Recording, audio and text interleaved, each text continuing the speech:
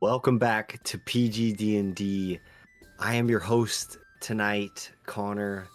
So happy to be here. We're doing a one-shot, a little bit different.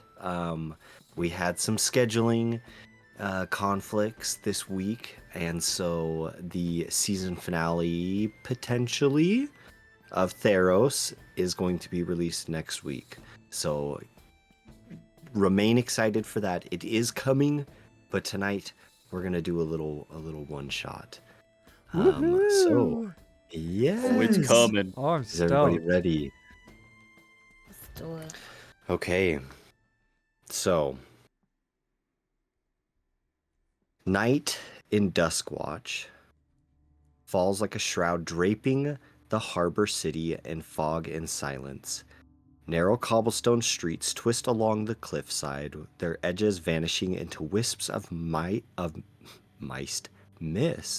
that cling to every uneven stone. Towering spires and crooked rooftops loom overhead, silhouettes etched against a starless sky. Gargoyles perched upon gutters and iron weather vanes stand as silent sentinels in the gloom. Sorry, my eyes are full of sawdust. Super makes it very comfortable to read. You said Dusk Watch is the name of the place, right? Dusk Watch is the name of the city. It is a city that is set in the side of a cliff that overlooks the ocean, and on the very top of it, there is a giant lighthouse.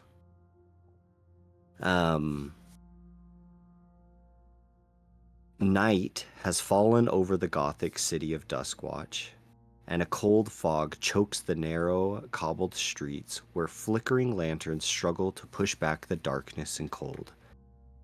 A solitary footstep on slick cobblestones, the faint creak of a swinging tavern sign in the wind, the far-off toll of a bell, only to be swallowed again by the fog. Every shadow seems to shift at the edge of your vision, and an uneasy tension hangs thick in the air, as if the city itself is holding its breath. Watch your every move from the darkness. So, welcome to Dusk Watch. A city that is full of espionage and underground trade. You all are found walking the streets together.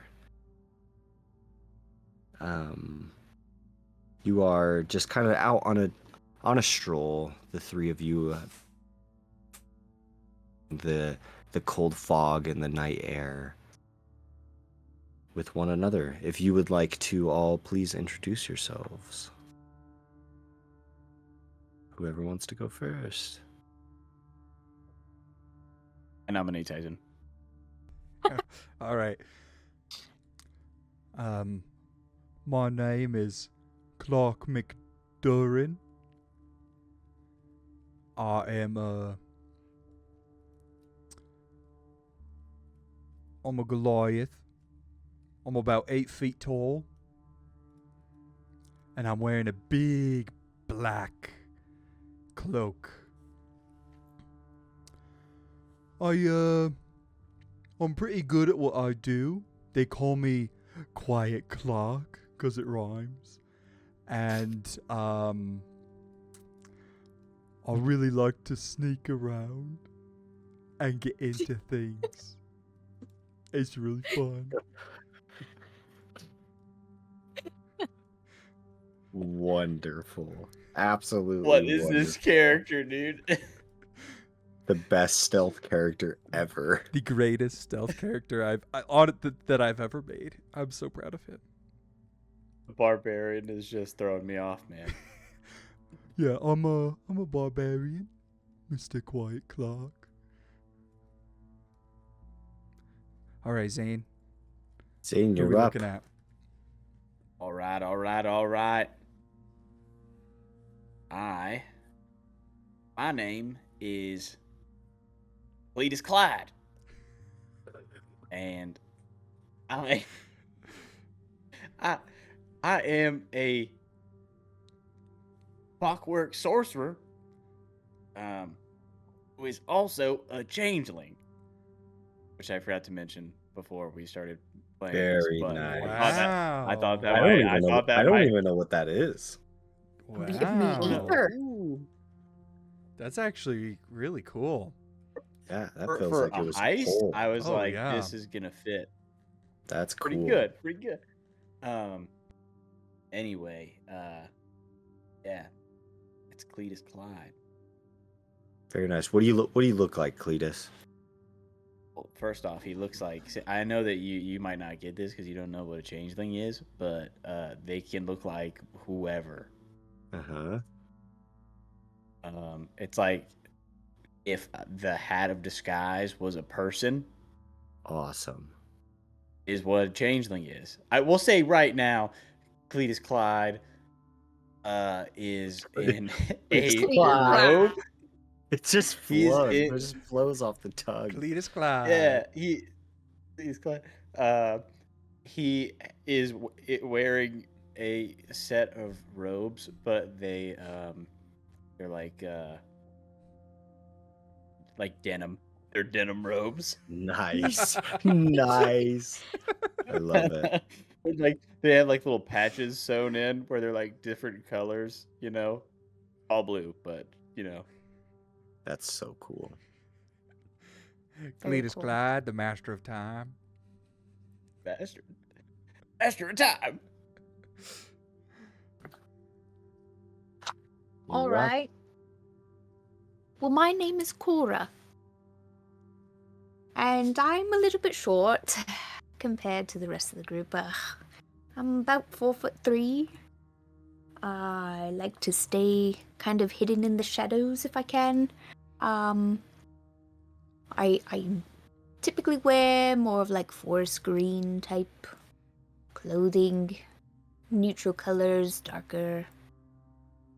And I like to keep these oafs together and make sure they stay out of trouble. I like getting into trouble. What's she talking about? I know you like getting in trouble. It's more fun that way. Wonderful. As the three of you are walking down the street, you kind of looking around, and there is nobody out tonight as this heavy fog begins to set in. And as you stroll, all of a sudden you hear what sounds like flapping of a bird wings, or like a blanket flapping in a high wind. And Clark, stop doing that with your cape. Quit. Oh, I'm sorry. It's just so fun. Relax. That's you, right? I'm not sure. Is it a bird? I love birds. I don't know. Clark, as you look up and begin to look for birds, as the moon begins to rise on the hills behind you, you see up in the sky a glint of something, and you're like, there is a bird. It's a big bird. And the bird is coming right for you. Look, And look, just- it's a bird. It's a big one. And just as he says that, you see black wings come soaring down low, and this little tiny goblin with dark green skin flaps up his wings as he comes to a stop, and he's kind of hunches back down. He's wearing a black mask that has little eye cutouts on it, and he's wearing all black leather armor. Are you, DKC? I believe so. I think I have a letter for you. And he holds out his hand. I'll take it. It's from the Shade. The Shade. I'm gonna look up Hey, at the that guy sky. sounds spooky. Can I roll a history check to see if I know what the Shade is? Absolutely. Is the sun out right now? No. The moon has just come up. It's probably 9:30, 10 o'clock Okay. at night. What do you 15. mean, 15? Shay? There's no sun. You do know exactly who he's talking about. Waylon, the shade Duskrow. Dusk Row. Oh my gosh, my brain. Dusk Row. Is the owner and proprietor of a faction called the Obsidian Veil, and they have a hideout called the Gloam Hollow.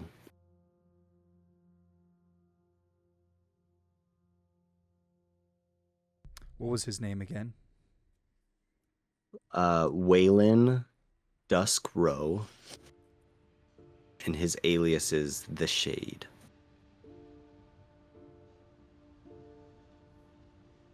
And do I know if they are up to good deeds or bad deeds? What kind of deeds you think he's up to? Underground His deeds. name is the Shade. Underground deeds. Yeah. And their hideout, And- one more time. So the Obsidian Veil Is the faction. is the faction, and the Gloam, Gloam, Hollow. The Gloam Hollow. What is that? What is the Gloam Hollow? It is their hideout. Their hideout. Okay. And as you recall this information, Cora, Clark and Cletus, you both glance down at this little goblin as he reaches into his vest and he pulls out a tiny little gray ball and he throws it on the ground, and a bunch of smoke billows out around all of you, and you begin coughing and wheezing and just having a hard time breathing. Your eyes even burn a little bit, as maybe some other unwanted chemicals got into this smoke bomb. And as the smoke disperses, this goblin is gone and nowhere to be seen. Sweet googly moogly, that stings. It was already misty enough. I can't see. Clark, where are you? I'm over here. I really do hate those things, though. He's just like 8 feet. Yeah, the smoke is like. He's this big giant dude. I can't see my body. Like, where'd Where's he my go? body? Are you there? Did you guys go too? I don't like being by myself. In a heavy fog, your head is just in the fog. Wait, he's just right over there. I saw him run away. Do I know?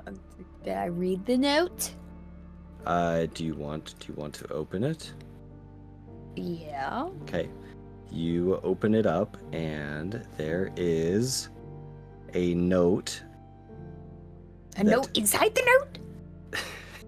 There is a letter No. that says, "Come to the Hollow." Well, we're being beckoned. Alright. The Shade has told us to come to the Hollow. You guys feeling adventurous? I reckon we are. What about Feel you, a little Cletus? upset. What a waste of paper. You could have just told us to come to the Hollow. I mean, he didn't need the smoke bomb either, but he did it anyway. They're a That's little bit true. extra. He's quite eccentric, he These is. people are, yeah, they're showmans. I mean, I gotta respect it. He just wanted to look cool, you know. Hey, I've been there. I look cool. I remember back when I was dating Barbara Jean. No, I had to put on a spectacle. Cletus, you always look cool. Yes. But we never liked Barbara. We're not talking about her anymore. I Let's wish go. my Yeah, we cloak don't looked talk- like yours. I forgot we don't talk about Barbara anymore. No, there's a whole song. We don't talk about Barbara. Yep, I'm trying to move on. So Should we head? Okay. Come on. As you all begin to make your way up through these alleyways and winding streets of cobblestone through this city, you see the occasional town folk out locking up their shutters and closing down for the night, different shops and such. Eventually, getting towards the lower levels of the of Dusk Watch, which is referred to in the residential. So Dusk Watch is broken up into sections. The very top section of the cliff is called the Vale District. Underneath that, kind of the lower district, lower residential district, is called the Shrones, or the Shrowns, however you want to pronounce it. What's the top one? Vale District. The Vale District. Below the Shrowns holds the Graven Harbor, as well as the Shard Market, which is a collection of tents and posts that traders bring to sell their wares and whatnot. Dude, these are really cool names. And Yeah, there where is did you come up also with these? the ossuary, which is like the catacombs underneath. How do you spell ossuary? Ossuary. I don't know. I always have a tendency to build cities in cliffs. A lot of the cities that I start, like my first city in a new setting, is always on a cliff. I don't know why. Could it be because I you like like it. Lord of the Rings? Maybe. Oh. So as you get down into the Shrounds, into probably a little bit of a seedier, abandoned type of area, industrial, commercial, you're passing shops, past the occasional city guard who is just leisurely standing there on such a quiet night. And you approach an old abandoned bookstore, kind of off, tucked around in a little nook. You would never find it if you didn't know where it was. And you approach this bookstore, and you know that the entrance is inside.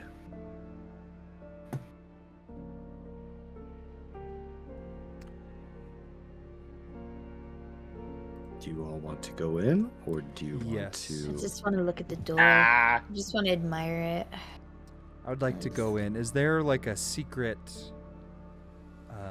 handshake or something that we do to get to the lair?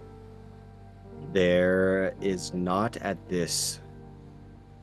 Not at this. There actually is not. There's not at all. Okay. So, Clark, as you open up the door to this abandoned bookstore and you step through the threshold, nothing happens except for a bit of dust falls onto your shoulder. And you all make your way back to a little cabinet, a little storage cabinet, and you open it up and push on the back of it, and it opens up into a stairway that descends down into the subterranean.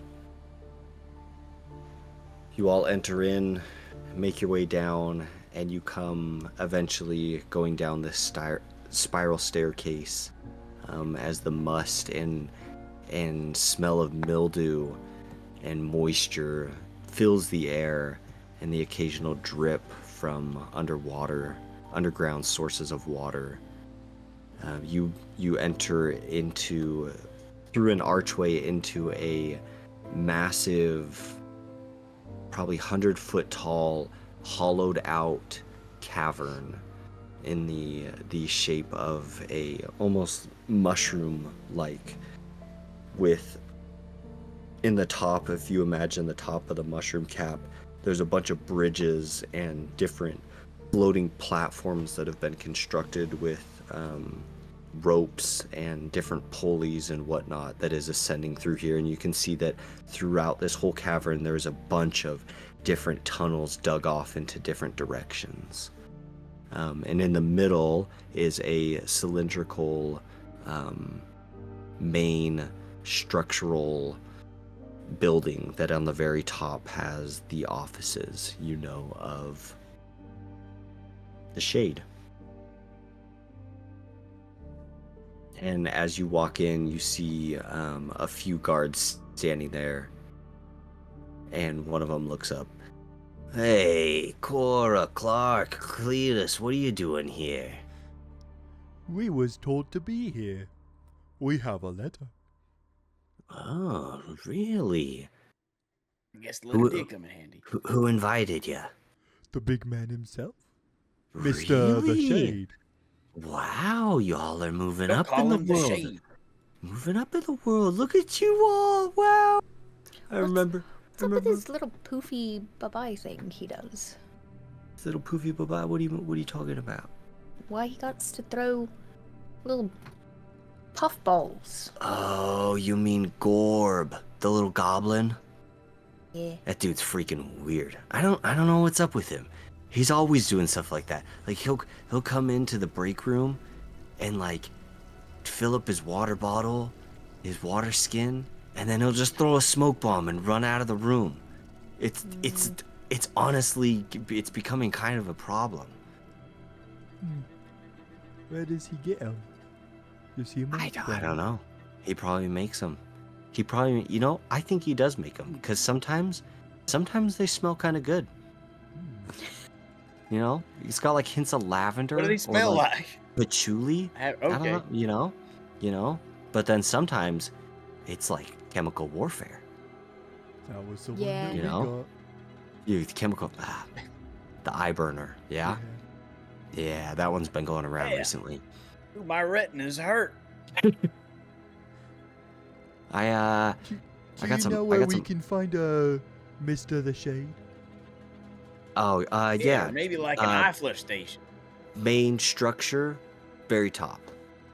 All right, thank you. Yeah, overlooking everything. Yeah, it's just take the main pulley up and yeah, it'll take you right there. Thank you. Right? You're welcome. It's honestly good seeing you all. You guys are getting so big. You've grown up so much, How's Gladys? Huh? Okay. Still alive. Still alive. Yeah. So. Yeah. Oh, maybe you can use one of them bombs on? Oh, I'd be lying if I said I hadn't thought about it. Probably shouldn't have said that out loud. I'm gonna go back to work now. All right, you take care. And he just kind of starts walking away from you, all shaking his head. Why did I say what? Oh, I shouldn't say that stuff. I always liked that guy. I wish I could remember his name, though. Did we ever know his name to begin with? I don't know. What about you, Cletus? Maybe it's John or something. I don't know. Yeah, probably. Alright, well, he said that it was in the, we're over here, right? As I'm gonna kind of head Yeah. towards the pulley system. Well, yeah, I'll just follow you and make sure you go to the right spot. Okay, as you all get over there, you see this metal lift, and it has a little hinge door that you get inside of. It's like a hot air balloon cage, and you all get inside of it, and there is a lever, and you can see that one direction says up and one says down, and you crank it over to the up. Then you hear the kick in, and then you hear a loud strain on it as you hear some metal going, as there's so much weight, and then the crank begins and begins to take you up this tall structure going through this middle of this cavern. Eventually getting to the top, it ends up there with a loud thud, and you all step off, and before you is a beautiful office layout with desks and tables and maps, books all over.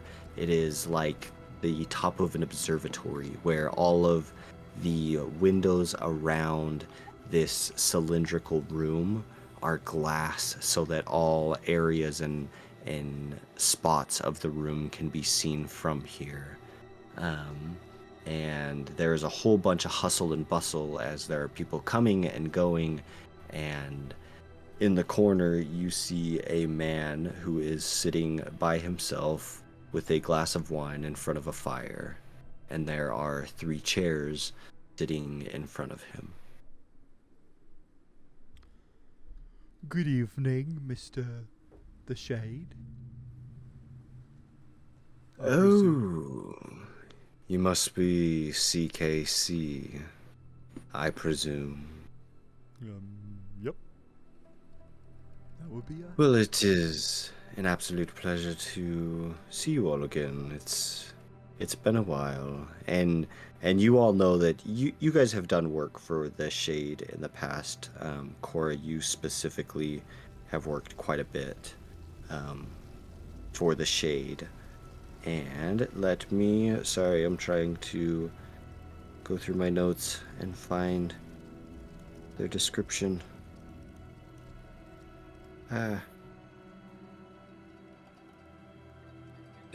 While you're doing that, I'll walk over to the chairs and kind of brush them off and decide which one I want to sit in, and I end up sitting in the middle chair.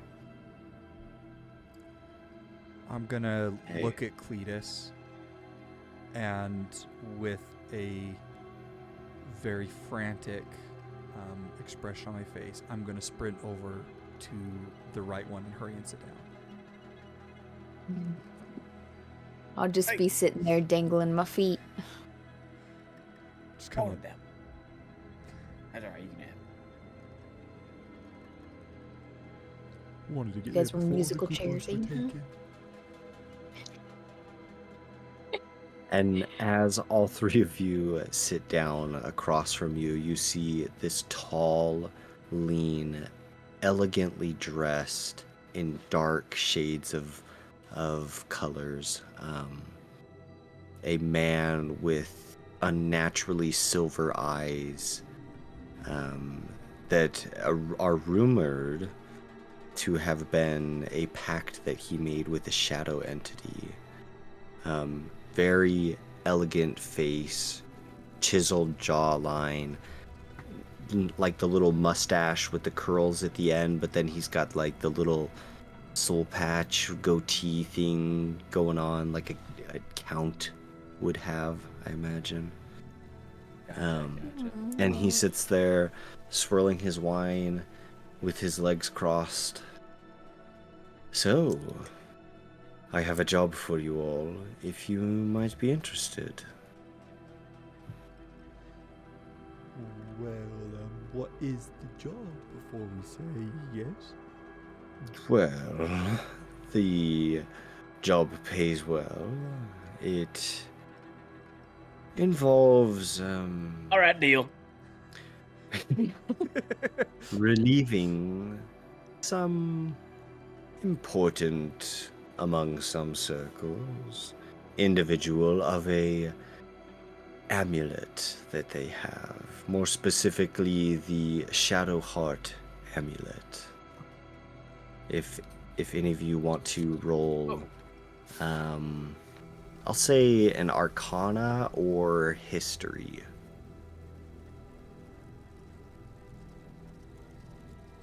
Sure. Right. All I know is that sounds important. I got a non-natural 1. I got a 16. I got a 14. Okay. None of you have any idea what this amulet does. You've never heard of it. Yeah, I've heard of it. The amulet is gonna be a gift for a very prominent client of mine. So I wish this to be expedited quickly, as I have information that this amulet will not be in the possession of this person for long. Well, Quick is my middle name. I thought it was quiet. No, it's Quiet Clark Quick. Oh. Right. That Yep, Clark sneaks up on you. keeps, and it gets deeper and deeper. He's pretty sneaky. I mean, He looks like it. for his size, he's rather sneaky. So, are you interested? Yes. What was the person's name yeah. that we're taking this from? The person is Lady Vela Blackveil of Blackveil Manor. Never heard of her. And Cora, you and Cletus, you both know the Blackveil name. Big name in the city. Very prominent family. What's your intelligence, Clark? At 8. So, I Okay. mean, it's not super low, but like. Just check. Just making sure. Yeah. He's smarter than he looks too. Yeah, I know some stuff. It's all Well, a this- show. Though you just play dumb, but you're really actually smarter than you are. See, I'm thinking 3 times ahead.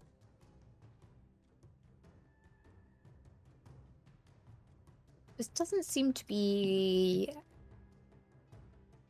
easy. Well, I never said it was going to be. It's going to be even harder if you sound any alarms or get caught by any sentries. But I know you, Cora, and I know your capabilities of the 3 of you. If you're not up to it, it's fine.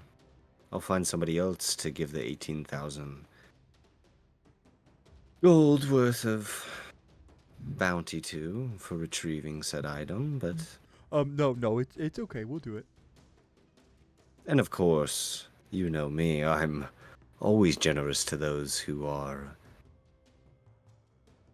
professional in their work. Bonuses could be arranged for if this is done in a reasonable manner. Quiet. No breadcrumbs. Clark will make sure that there's no breadcrumbs. And no wet footsteps, Clark. Not like the last time. That wasn't my fault. Cletus was the one who threw the water bottle at me. I just spilt it on my feet. And then proceeded to leave a wet, dripping footpath almost back.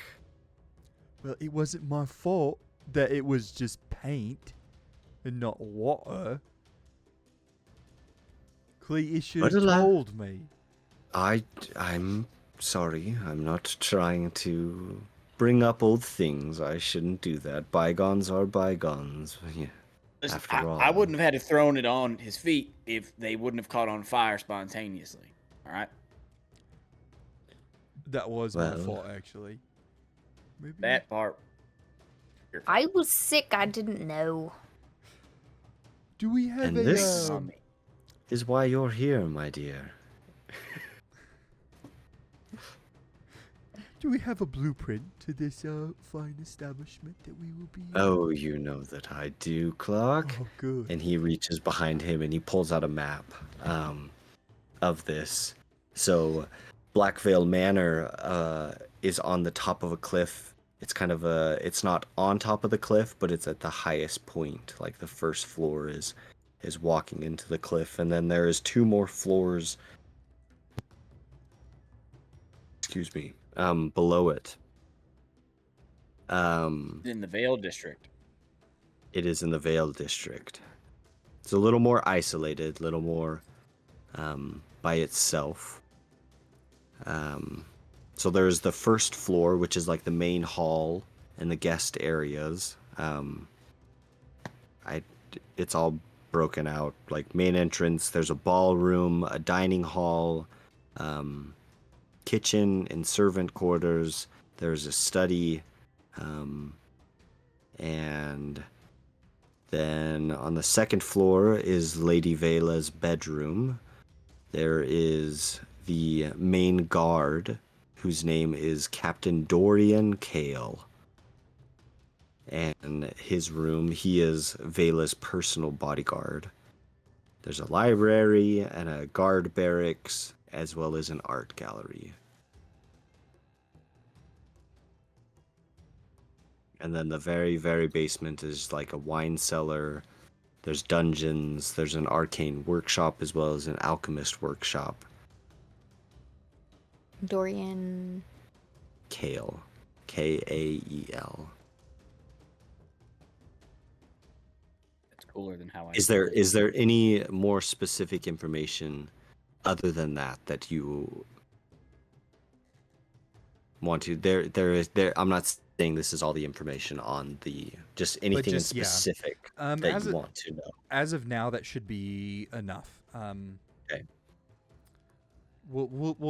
I'm guessing that we're going to kind of talk about some things after we leave this place, so there might be some questions that come up later. You're more than welcome to take that map with you. It's all yours. Thank you. Listen, Shay, what does the guard watch look like? You got heavy patrols going on? Normally the Blackveils keep about 4 to 5 guards on hand at all times. Those numbers could have increased with the current possession of the Shadow Heart Amulet.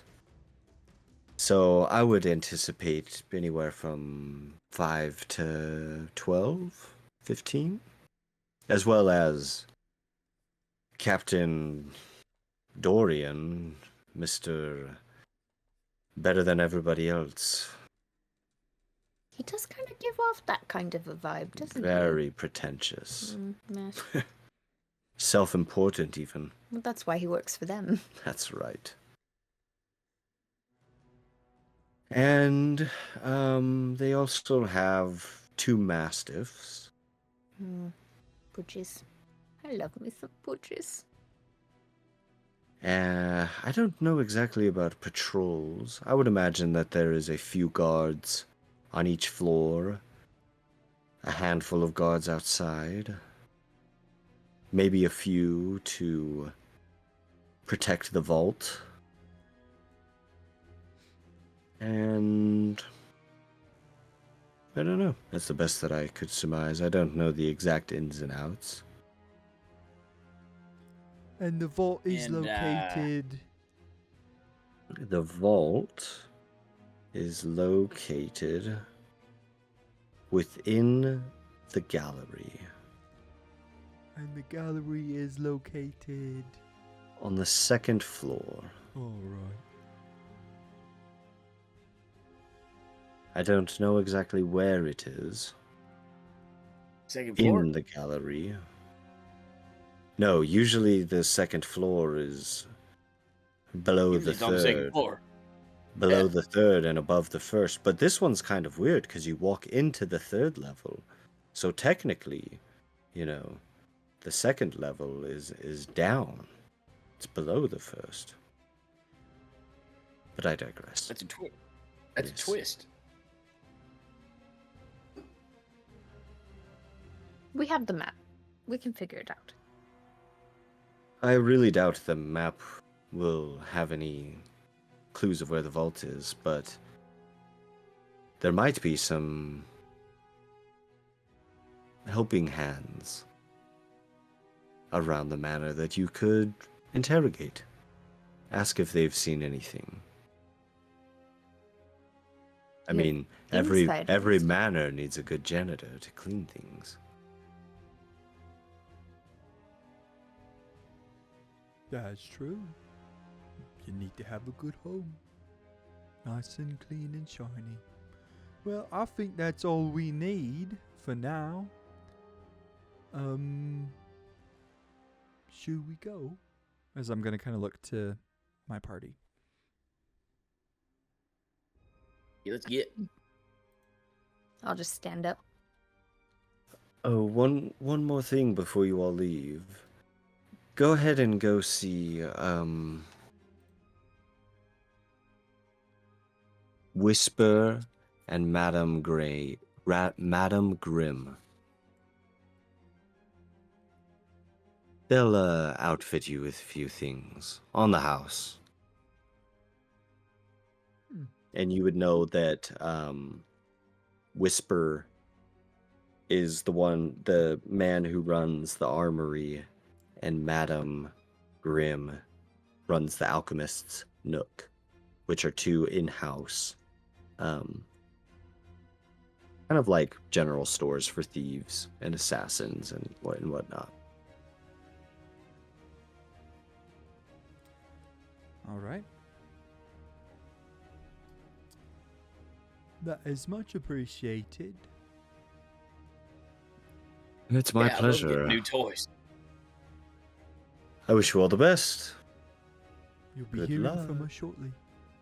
I hope so. So you all exit. You load back into the lift.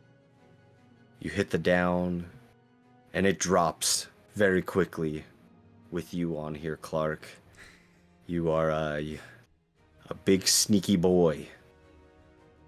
And as it comes to rest at the bottom, across the way, you can see almost like, you know, like a toy store when it's like a hammer swinging and it's like ting, like a big thing outside and it's all ornate and crazy. You see one of those that is like a soldier in armor who's kind of coming back and forth with the shield and kind of brings it up to block and then brings it down.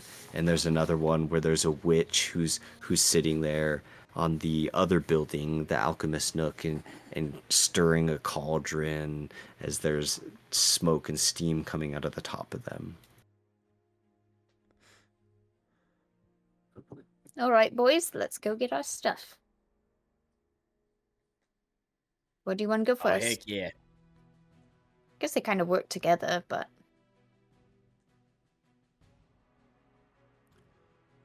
Let's go to the I like the one with the man fighting the sword. Whisper's always a All right. nice man. to he's talk very to. nice to you. Even though I find his name kind of weird, that his name is just Whisper. It's not like the Whisperer or anything like that. It's just Whisper. Because it's a whisper. I don't know, just being referred to as Whisper, I don't know, it just doesn't sit right with me. Oh boy. All right, Hey, let's go. So you go into the armory? Okay. As you enter into the armory, you see mannequins with all sorts of ornate and beautiful, sleek designed, stealthy equipment, leather armor, studded armor. You see all sorts of weapons on the walls. You see shurikens and daggers and spears and grappling hooks. It's just an assortment of all these, any gadget that you could want. And standing at the counter, faced away from you, you see a tall man who you know is Whisper. And turning around, you see this kind of happy, dopey looking Goliath who just looks at you. Oh, hey everyone. Hi, Whisper. How are you? I'm good. How are you?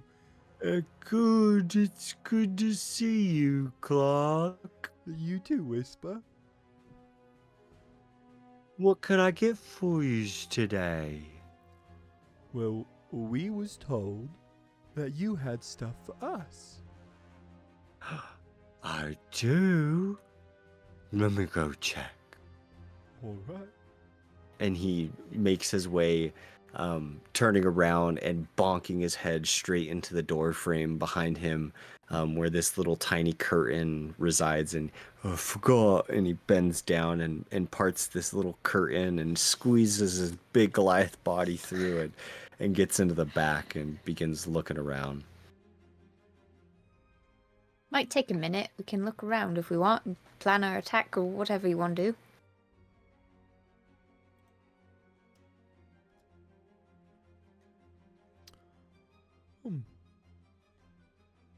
Is What there kind of any- tools we thinking? Hmm? What kind of tools are we thinking about getting?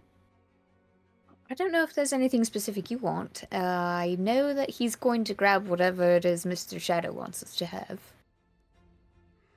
Oh, I see. I thought we were going to put in some requests or something like that for some reason. You absolutely can. I'm gonna give you guys some things, but also this is like, if you like, If there's This a game obviously plan one we shot. want to go for, like if you want Yeah, glass that's what I was cutters, if thinking. you want a grappling hook, if you want like whatever you want, like get it. No, I gotta have my grappling hook. Get whatever they like.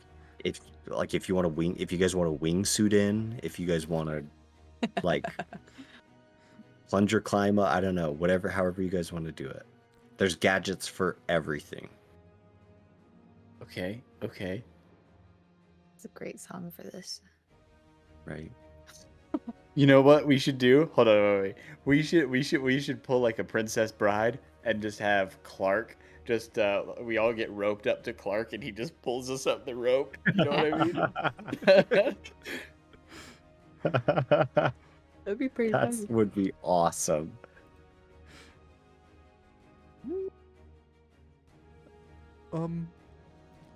do we want to maybe if I'm remembering right, I think you Cletus, you are good at disguising yourself. Have you ever seen this Captain Dorian Keel?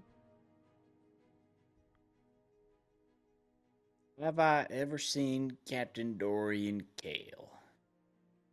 Cletus, I would say that you most definitely have seen Captain Dorian. He is a pretentious, noble-looking man who holds his head high and dusts dirt off his shoulder at every chance that he gets. He is a infamous man here, though he is a good man.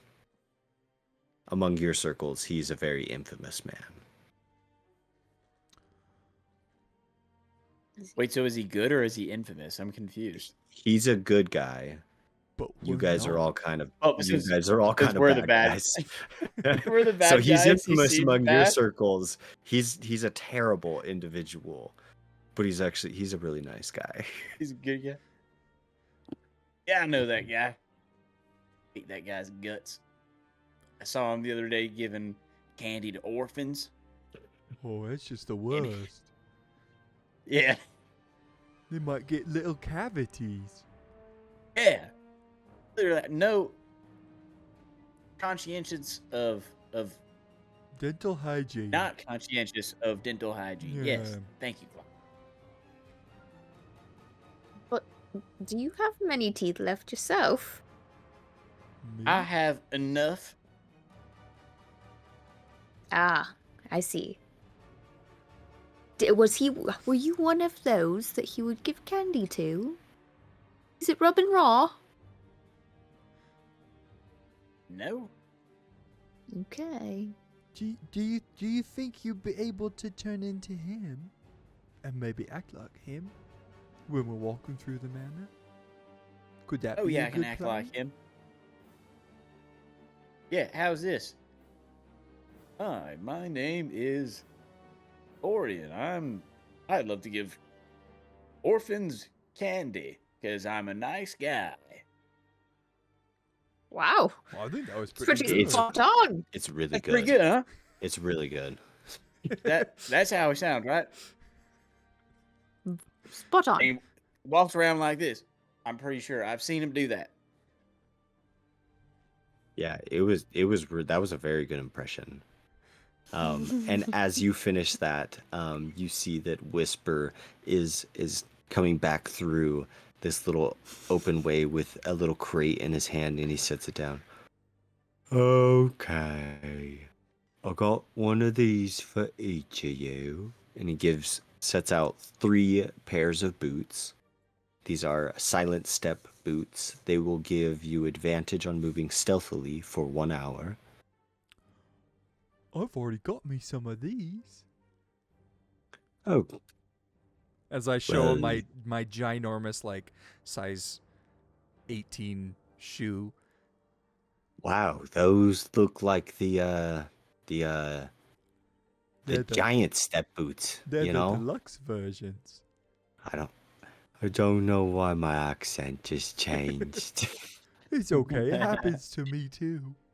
Sometimes you get a little Ever spooky every once in a since while. the head injury. We gotta Well, cut out a little hole for you. if you so- already have the boots, why don't you take this? And he reaches under the counter and he pulls out a dagger. This is called the Fangs Dagger. On a hit, the person has to make a DC 16 Constitution save, or they get poisoned, take 2d6 damage, poison damage, and they fall unconscious for a minute.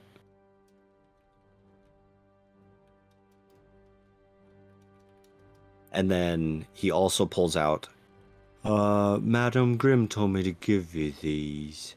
And he sets out 3 vials. One is an invisibility, potion of invisibility. One is 3 doses of liquid silence, which muffles the impact of your weapon sounds for 10 minutes.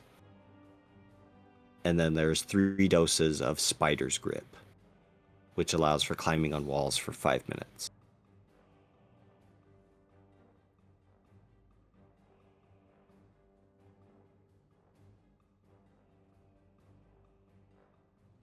And just for the sake of brevity, we'll say that if there's anything that you guys think of in the future that you're like, oh, this would have been really cool if I got at the shop, we'll just say you got it now. Okay, let's just retcon that right now. I'm fine with it. Okay. Instead of sitting here and going around and saying, oh, I want this and I want that. If everybody's okay with that. Mm-hmm. I'm cool. Oh, Okay, cool. okay, fine. So you guys just have, if you want a glass cutter, if there's some tool you think of that you're like, oh, cool situation, feel free to There's have it. one thing that I'm thinking of right now is Okay. a set, like maybe like a dart gun with like some kind of sleep Love it. toxins on it. Blow dart? Love it. and, Love make it. 'em- Absolutely. We'll say it has a similar effect without doing the poison damage, but just like the dagger, It's if like they DC fail a 16. DC 16 save, Constitution save, then they'll go unconscious for 1 minute. How many darts? 6. I was thinking 40. Let's go with 20. I'm just 3? Yeah, 6 darts. 60. Let's meet in the middle. Say like 35. I have the 10 Um, darts too, FYI. Oh heck yeah. Okay. Okay, so what's your plan? What's your guys' plan for getting into this place? I think we should go scope it out first. Just walk around like we're chilling. So as you all get to an out and a little overlook that you all know of that has a pretty good view of the Blackveil Manor, you see it up against the mountain. You can see the flickering lantern lights from all the lanterns around each of these rings. It is like a half cylinder that has been embedded into the wall. The first floor is like a normal house up at the top of the cliff. So where they walk in, and then below that is the second floor, and then below that is the third floor. And you see that coming out of this, like all these beautiful spires and gothic type inspired art and gargoyles mount along these patios and these balconies that go along each ring. So like a layered cake, there is outside access and windows going up along this whole place. There is also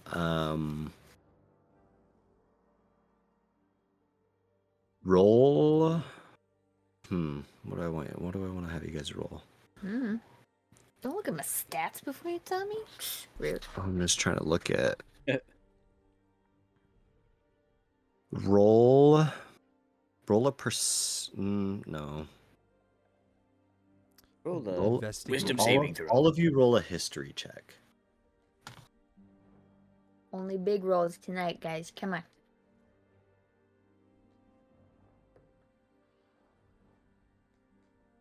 You got 19. That would be a 13.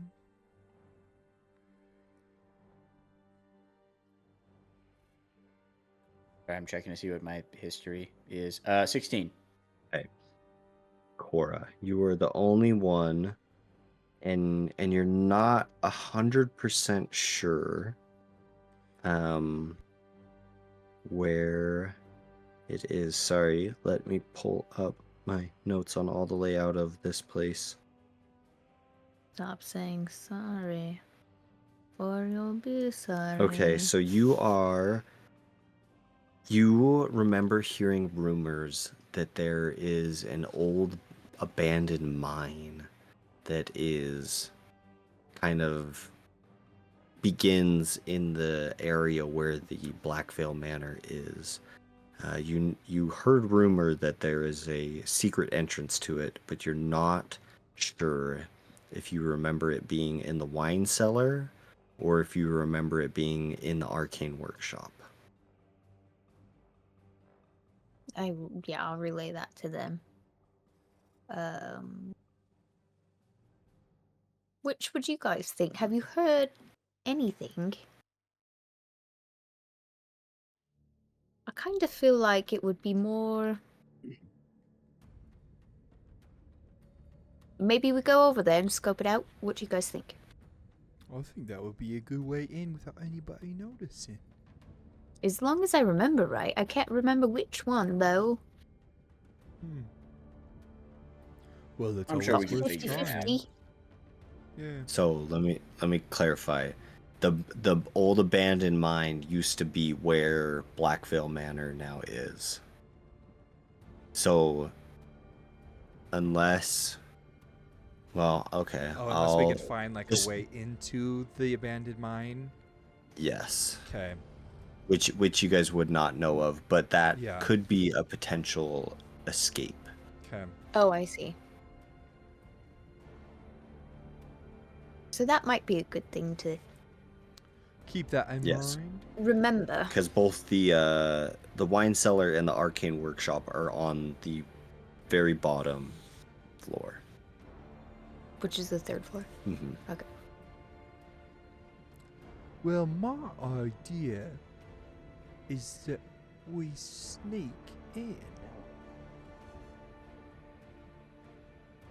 How are we sneaking You into are this glass a place? genius. I was literally thinking the same thing. That's about as far as it goes. Any thoughts? I think sneaking is definitely a good go. All right, let's do it. So, Masterpiece of a plan.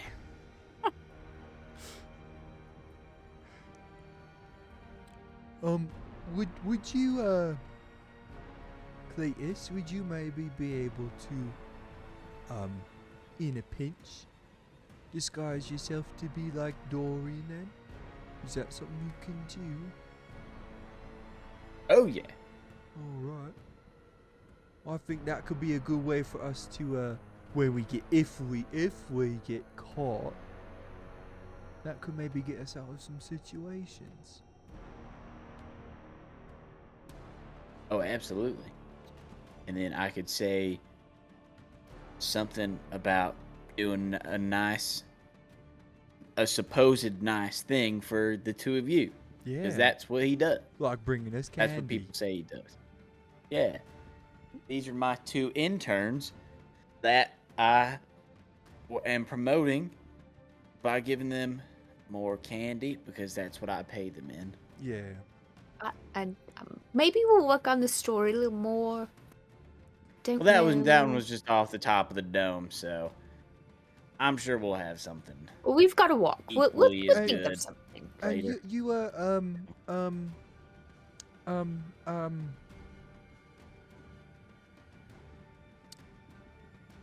you have to remind me of your name.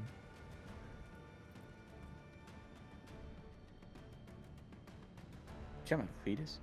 I know Cletus is his name. It's the other one. Me? Cletus. Yeah. Cora? Cora. How good, I've forgotten. Cora, you have to remind me a little bit as my memory's gotten a little bit fuzzy. What is it that you are really particularly good at? I can pick some locks real good. Alright. And I mean, I'm a little bit competitive. I don't know if that helps us, but you know, It might. If there comes to a competition, it will. maybe we have to race for it. Yeah. I'll win. I'll win it every time. Yeah. Don't you even doubt me. I didn't doubt you.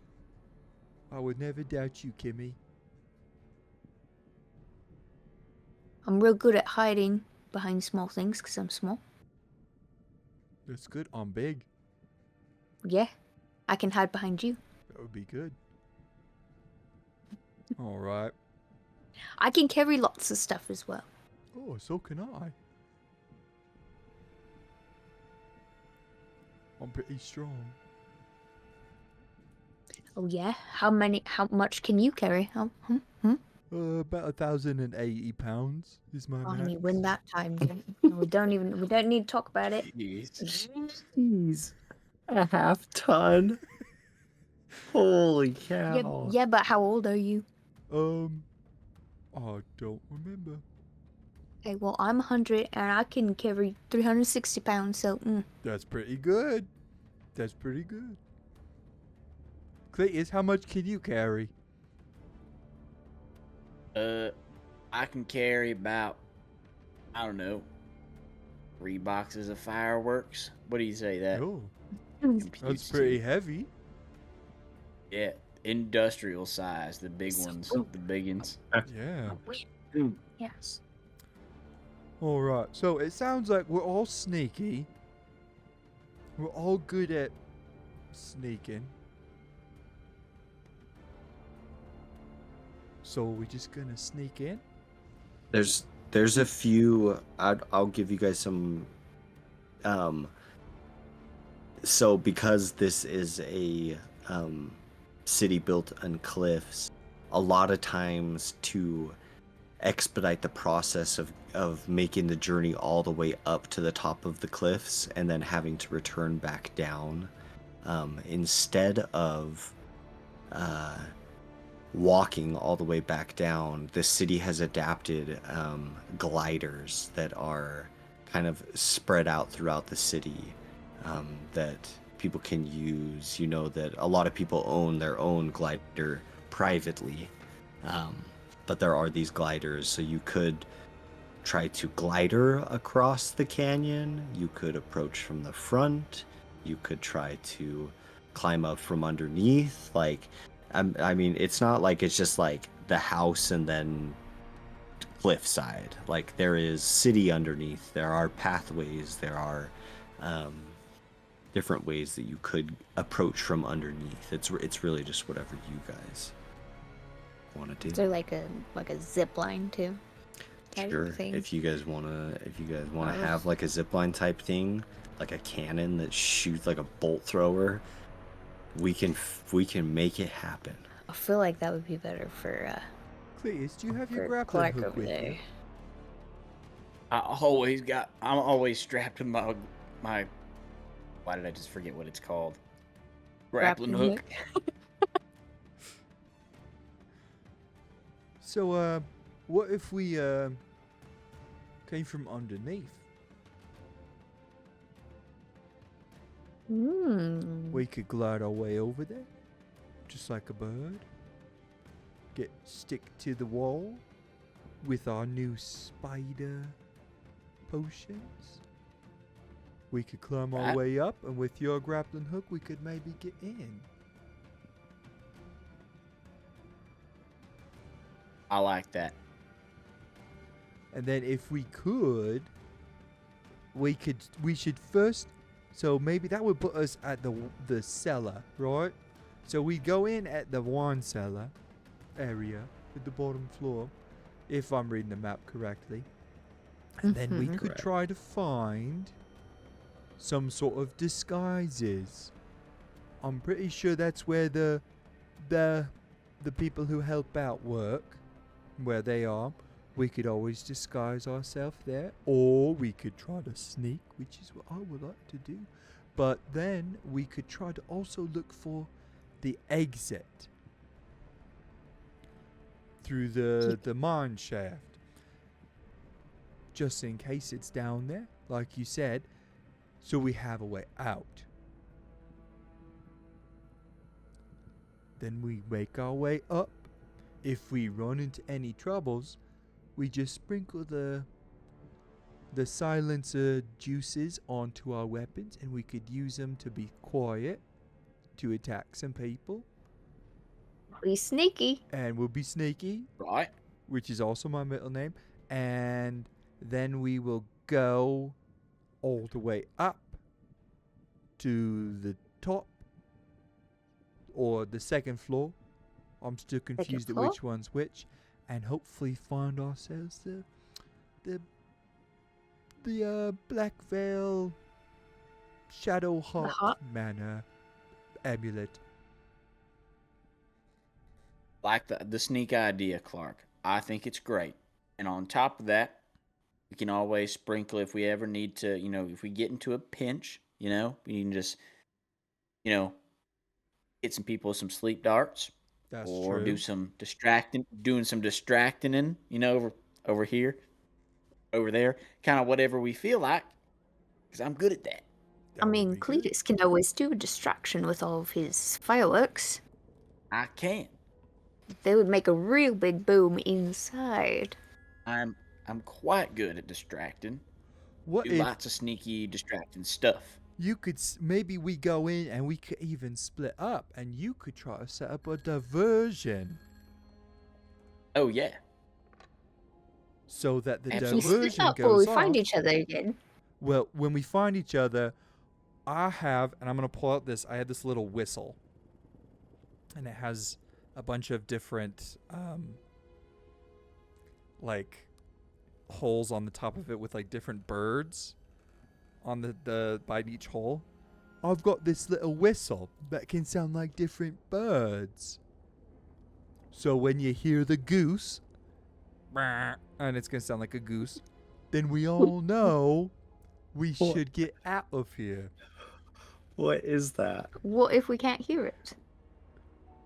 It is called the Staff of Bird Calls. Oh my gosh. It makes the bird calls. Wonderful. What if we're in trouble? What bird do we hear? Maybe a turkey. And if Mm. we need to jump out the window, we'll hear a finch. And if we need to escape through other means, we'll hear the chicken. And if someone is being attacked, by the captain of the guard, specifically, then we'll hear probably an eagle. But if it's anyone else, then we will once again, we'll hear a loon. We all know what a loon sounds like, right? But why Yeah, don't you my enlighten us? Do it again. All right, so the Remind seagull, me. It forgets me. the seagull is we need to turn invisible. The turkey is we need to leave, and we're in trouble. The loon is that we're being attacked. The eagle is that we're being attacked by the captain of the guard. The goose is that we are gonna leave. The And- chicken was, what was the chicken? We weren't being attacked by anybody besides. No, Dorian? that was the loon. Ah. What does loon sound like again? I forget. They kind of have a What horn. bird noise? What bird noise is when if Dorian shows up? You know, like. But what if you're Dorian?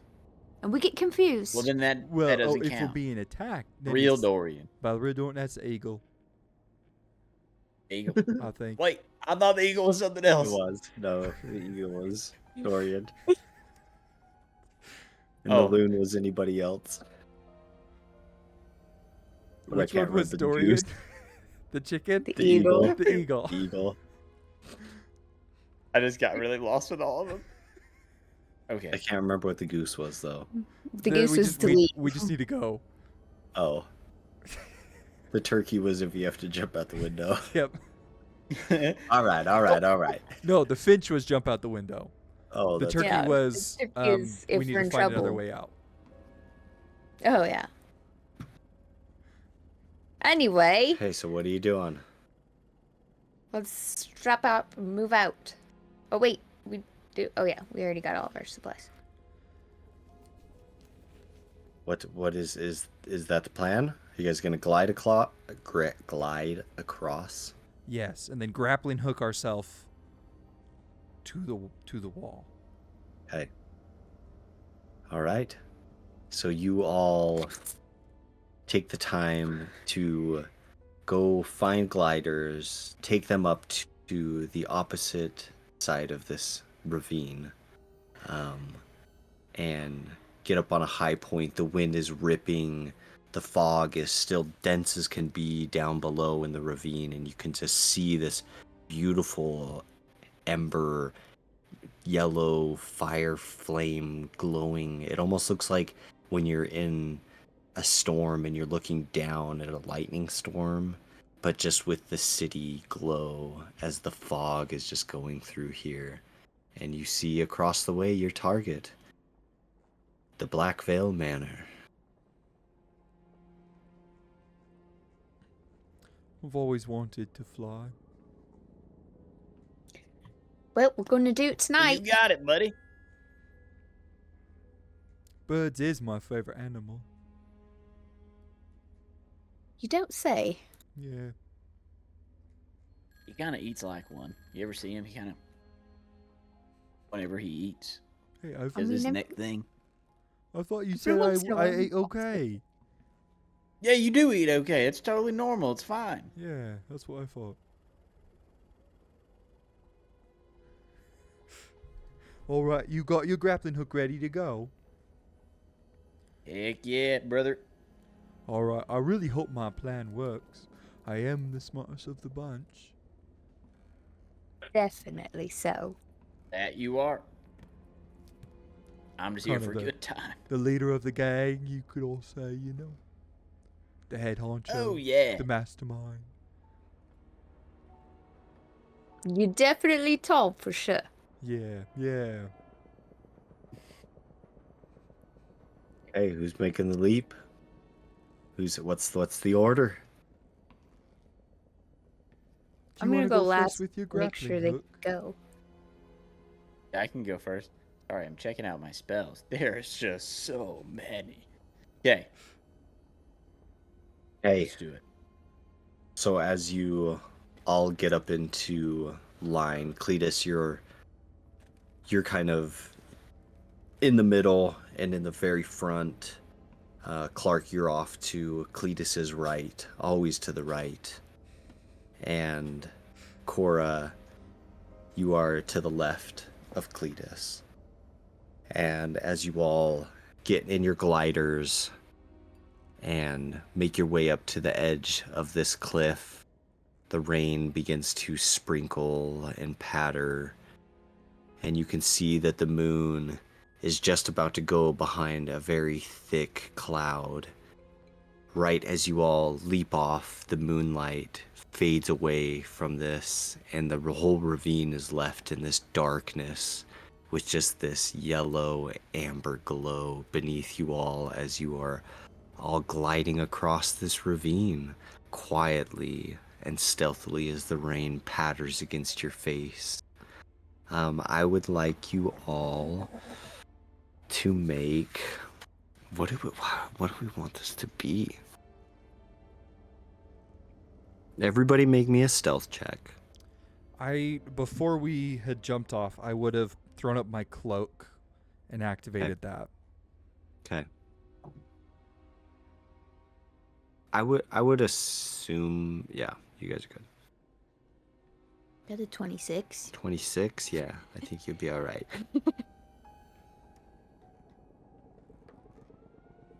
And this was for, what was that? Stealth. Stealth.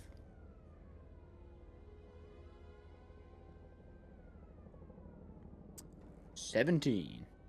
Okay. That was a nat 20 with a 31 on stealth. Oh my god! The barbarian.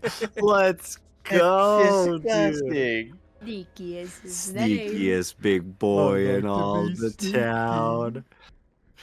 I love how, like, you multiple times you, like, were just, like, a giddy little kid who was just so excited to sneak. That's all I wanted Okay. to do.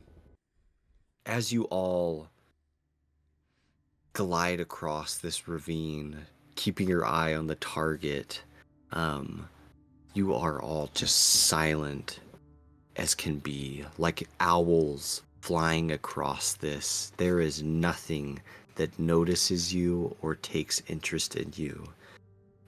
You are all now beginning to descend so that you will land below maybe 250 feet if you keep at your current trajectory, below where this this manor is, where Blackveil Manor is. As you all go into do you do the cliff? What are you doing? Kind of towards the cliff, and we would have drunk the spider climb potions beforehand, right? I would say so. To Yeah, that's climb fine. up. Yeah, you guys Okay. had talked about how Okay. that was part of the. So what is your plan? Are you going to? Do you guys want to try to fly in and leap off and grab onto the wall? Are you aiming for like a ledge? What are you each individually? What's your plan?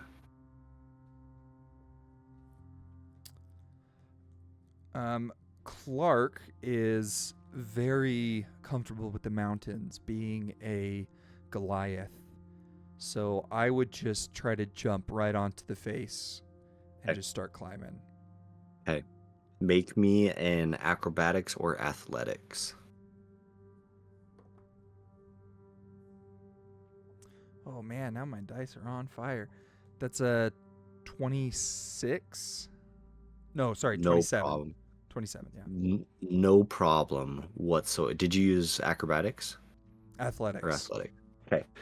So as you get closer to this cliff, Clark, you kind of turn around and you hold on to the bar and you hold yourself so like in a lever position so that you're underneath the glider now, looking up at the top of it, and you're looking back, cranking your neck so that you can see the cliff. And as you get closer, You take your glider and you turn your hands and you throw the glider and push yourself back towards the wall and come back. And as soon as your back hits it, you reach out your hands and stick to the wall as your glider, not even stopping or crashing, just slowly begins to glide down into the fog. That was pretty sweet. Aura, Cletus, what is your plan of attack? Or dismount, I should say.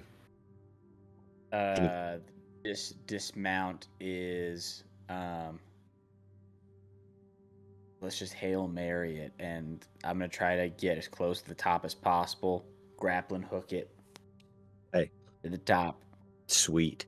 Okay, so Cletus, you take a little bit of a higher approach than everybody else, being the one with the grappling hook, and you instead bring down your glider into a steep dive and cut back up, almost going parallel with this cliffside as you take your feet and you put them up onto the handbar, as now the glider is like this and you're like standing on the bar that you hold on to. And just as the glider reaches its crux, you kick off and throw, I'm going to say your grappling hook is like a crossbow. So as you kick off, you reach up your arm and you shoot this grappling hook off and it spins off. Make me an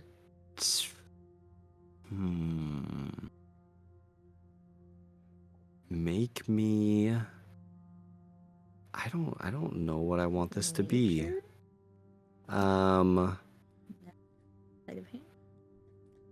Make me a perception check. Perception, or I'll say you can do investigation if you'd rather do. Oh, this is not the time. I got a natural one. A natural one. Yeah. Okay. So as you kick off and you shoot off your grappling hook, you see that the coil is going and going and going, and then all of a sudden the end goes and goes right through your crossbow. In this moment, as you realize that you're going to begin to lose momentum, you're kind of beginning to reach this crux of your jump, and you remember, well, it's a good thing that Cletus is always prepared with a second grappling hook. As you reach down your left hand and you pull out your other grappling hook. Go ahead and roll again. This time with advantage, because I need you to not fail. Look, you didn't need to plot armor me, okay? I had the situation under control. But I'm gonna leave it because I think it's funny.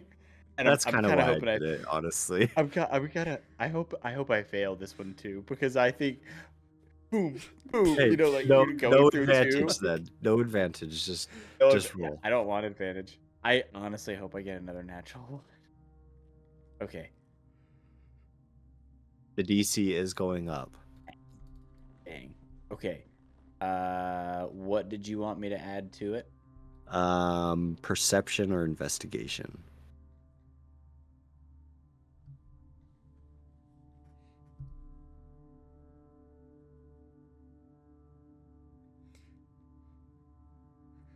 What a great way to make someone roll again. Right. Give them like a legitimate reason. And honestly, I wasn't doing it because I knew that you're a sorcerer. I knew you had all these tricks that you could save yourself, but I was like, it would just be kind of funny if you just had a Always second has grappling two hook. grappling hooks. Yeah. It So, actually I adds got a a- lot to the character. It really does. 13. Okay. As you launch off the second grappling hook, it goes out. This one you remembered to tie, and it hits and goes taut, and then just begins to fall with you as you are now plummeting back towards the ground. Oh well, I'm in trouble. Oh wait, And then I'm gonna cast. How far am I from the ledge? I guess. Like The from the spot that I'm wall. trying to get to. Yeah. From the wall, you're very close to it. You're probably only like 10 feet away from the wall, 8 feet away from the wall, falling What parallel about with it. what about like the top, like where we're trying to reach, or where we're trying to About reach? You know. 200, probably about 200 feet for where you're at. You went a little bit higher. Oh, So 200 feet to the bottom of the house, of the manor. gotcha.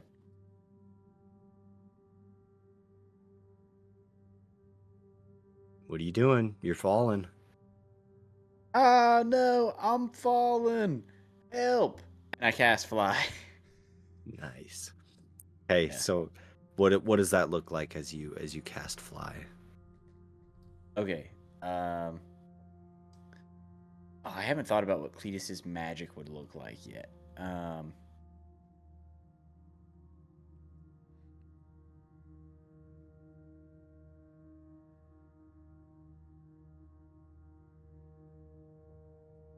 I would say that it has like a almost like there's like a blurry shimmering effect underneath his Cletus's feet that almost kind of looks like heat coming off of something. You know what I mean? Like on a hot day, you can see how hot something Yeah. is and how like it comes up. You can kind of see that like from the bottom of his feet. That kind of like Sweet. yeah, Almost like a mirage. yeah. That's so cool. Okay, so you cast fly, and now you are floating silently about 50 feet above where Clark is. Cora, what are you doing? So, as I'm approaching, I would kind of side to side to kind of slow myself down a little bit and then angle it to kind of break until I Mhm. get close enough to the wall to jump easily to the wall to grab onto. Okay. So go ahead and roll me acrobatics or athletics.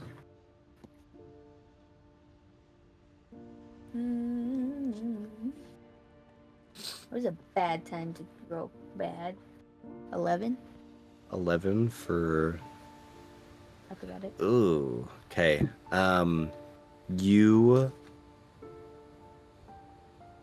You kick off, and as you're trying to come in and you don't quite time it just right, you reach out, and your fingertips, you know that if you can get your fingertips on this ledge, that you will be able to hold yourself with this potion, and your fingertips just barely miss the edge of this, and you begin to fall.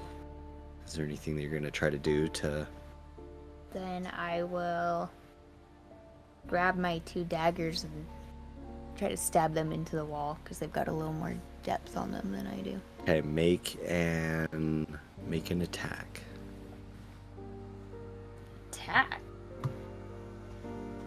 Attack that wall. Get it. Get it good. Get it, girl. Get that wall. You go get that wall. Oh. 22? You precisely hit this wall. You sink your daggers in, and as you do, you feel like as your arm catches and yanks up, and you manage to just hold on and not let go, you feel as if you're gonna rip your shoulder out of its socket, but you pull yourself up, get your hand in, and then begin to make your way up this wall. Boom. Is that what you're all doing? You're all making your way up? Yes. Oh yeah. Okay. I'll say that you all, without any issues, make it up to the very bottom area. And kind of what you're looking at is a steep cliff, but then as it gets towards the house, there is a rock outcropping that kind of sticks out from the wall, maybe 20 feet, 25 feet at most, and then that curls up and goes into the patio, balcony, outside walk area. Can I Spider-Man my way to the edge and then like put my hands on the outside of the wall and let my feet fall so that I can kind of look up at this balcony?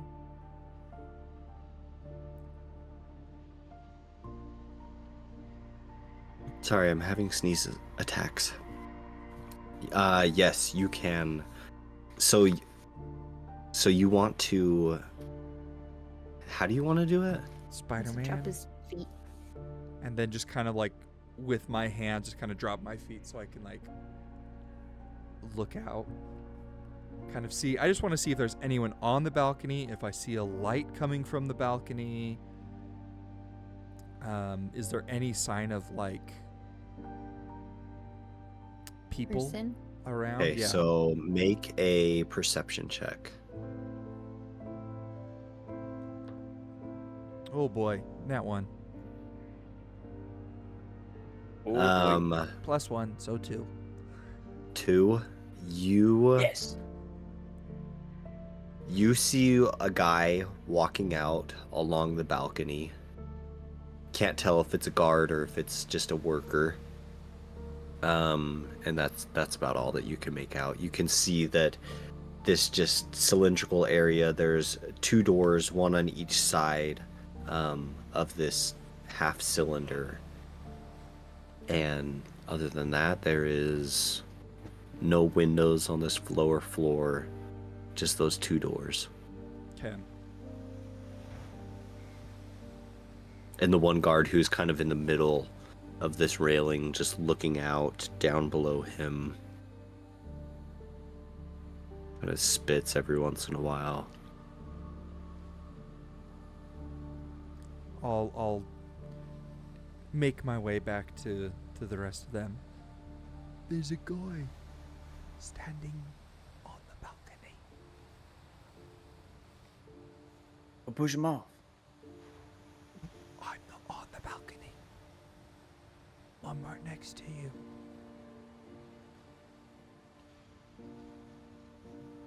Was he the only one? As far as I could see.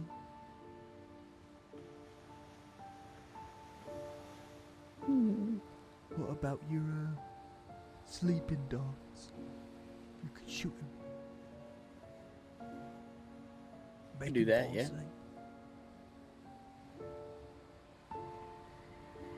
Do it. Yeah, let's do it. I was trying to see if I had something else that I could do, but I like the sleep darts. Might as well use them. We got them. Okay, so you Yeah. begin to crawl your way up. Are you going on the left side or the right side if we're facing the cliff? Actually, I mean, I have a fly speed right now, right? Oh, you do. Oh. Absolutely. So I'm not even climbing You're not up. even- I'm just Yeah, you're flying. I would actually like to stealthily move to like fly above him. Like wait for him to be like looking on one side of the balcony and I just on the other side, you know. Hey, if you Or- go, I will say this, like, okay, if you fly too high up, then you're gonna get into the view of the other balconies of the other floors. So see. think about this like it's like floor 1 is at the top of the cliff, and then there's B1 and B2, like if it was an elevator. So you guys are underneath B2 right now. There's a little rock thing that supports the whole house sitting on top of it. So you guys are right underneath that. So you can fly up, but I'm just letting you know that if you flew too high, you run the risk potentially of being spotted by other guards, if there are Is there other anything guards out there. Is there anything below us? What is below us? Below you, I would say the closest house below you is probably you guys passed it on your way up. It's probably 150 feet below this one. And then maybe 50 feet below, no, 30 feet below that, there's city streets. Okay. But also, city streets are tight, winding paths on the side of a cliff. So throwing a Pretty guy much, off pretty much would, anywhere, you have a very high chance of whatever you threw ending up in the ocean. Okay. Okay, that's yeah. That's what I was wondering. Okay, Yes. cool. We're not gonna go with the sleep darts thing. I'm actually gonna go to one side of the balcony. Let me go. Hey, Ugly, look over here. And then I'm gonna fly underneath the balcony. Whenever he goes to look at the other side, at the voice, and then I'm gonna come up behind him. I'm just gonna scoop him up under the arms and drop him off. Okay, roll a deception check. Deception or performance.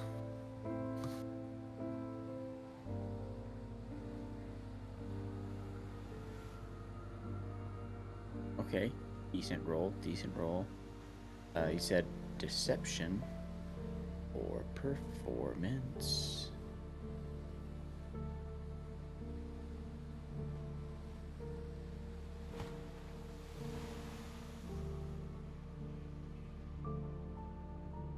Oh heck yeah. That is gonna be a 23. Wow. Okay, as you say this, you see him kind of go from hitting some of these pebbles on the railing off this ledge to he looks over in that direction. Captain Dorian? Is that you? And he begins to make his way over to that side of the balcony. Captain Dorian? Thought I just heard your voice.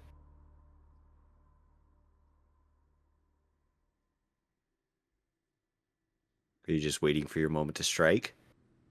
Oh yeah, I told you my plan was to, Okay. fly around. Sorry, my bad. I was just waiting. No, for you're you. good. Okay, so as you make me one more stealth check. Okay.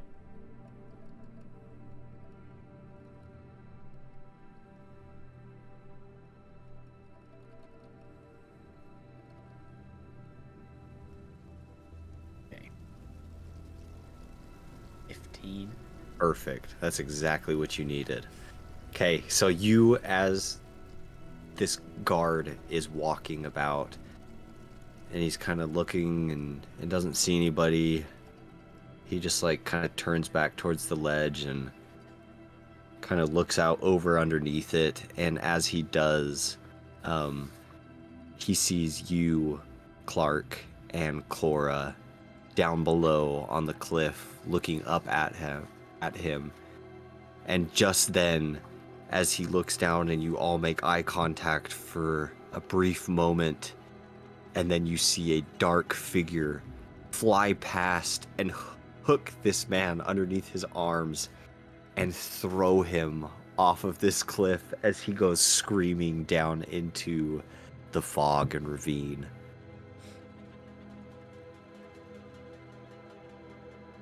And then you hear a thud.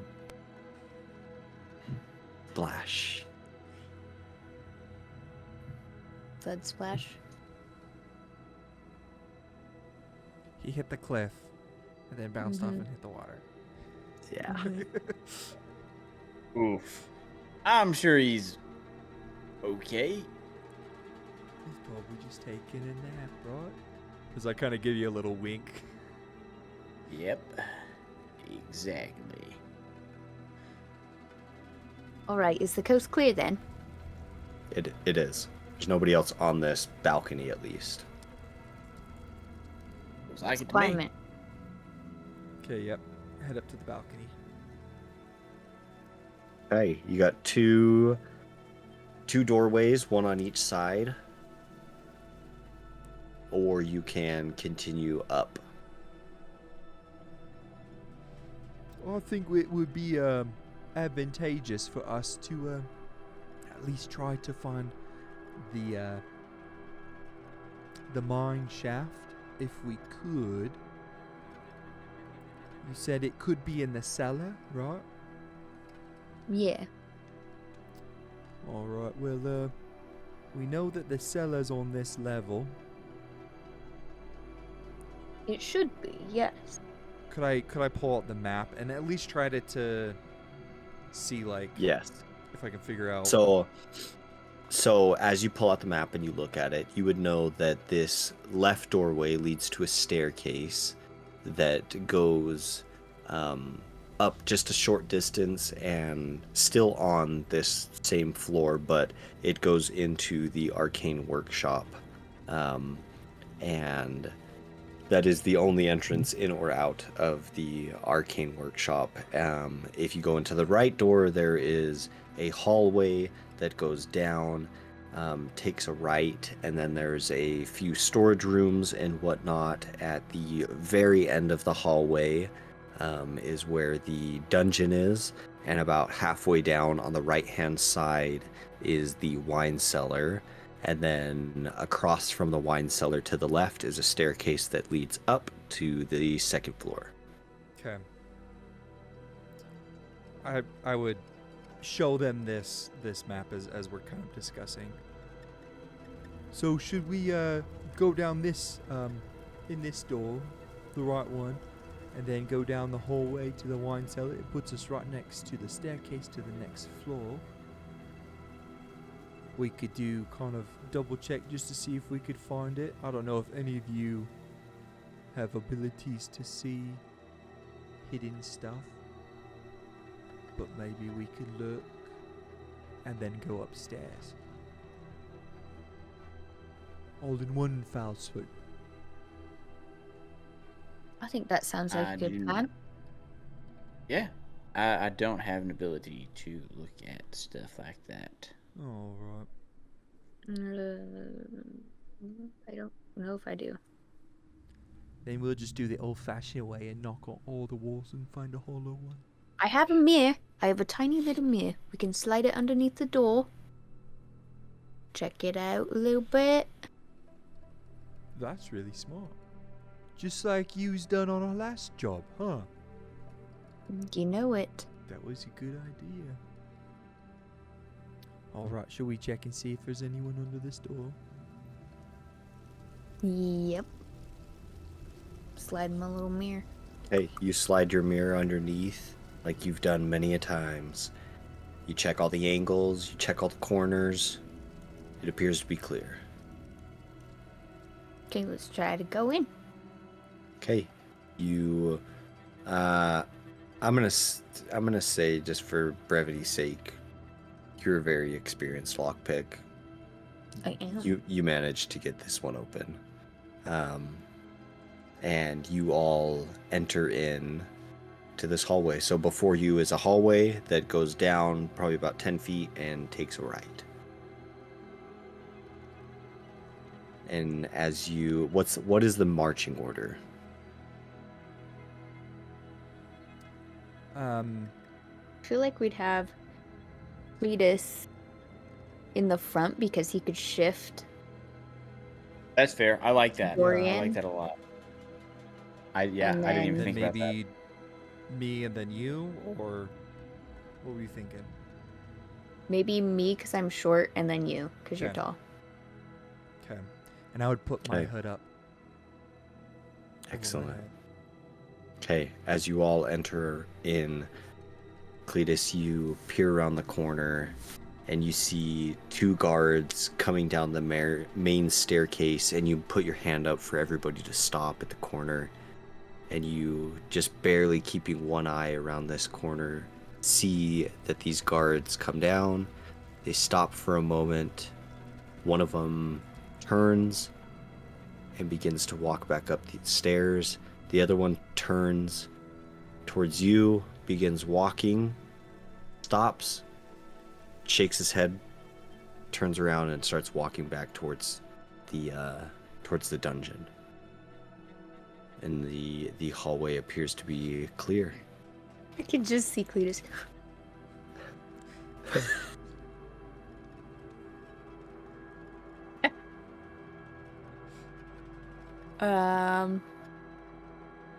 Are you making your way wine cellar? Is that what the He just Yeah. now starts making randomized hand gestures to prove that we need to go into a certain direction. They don't actually mean anything at all. Just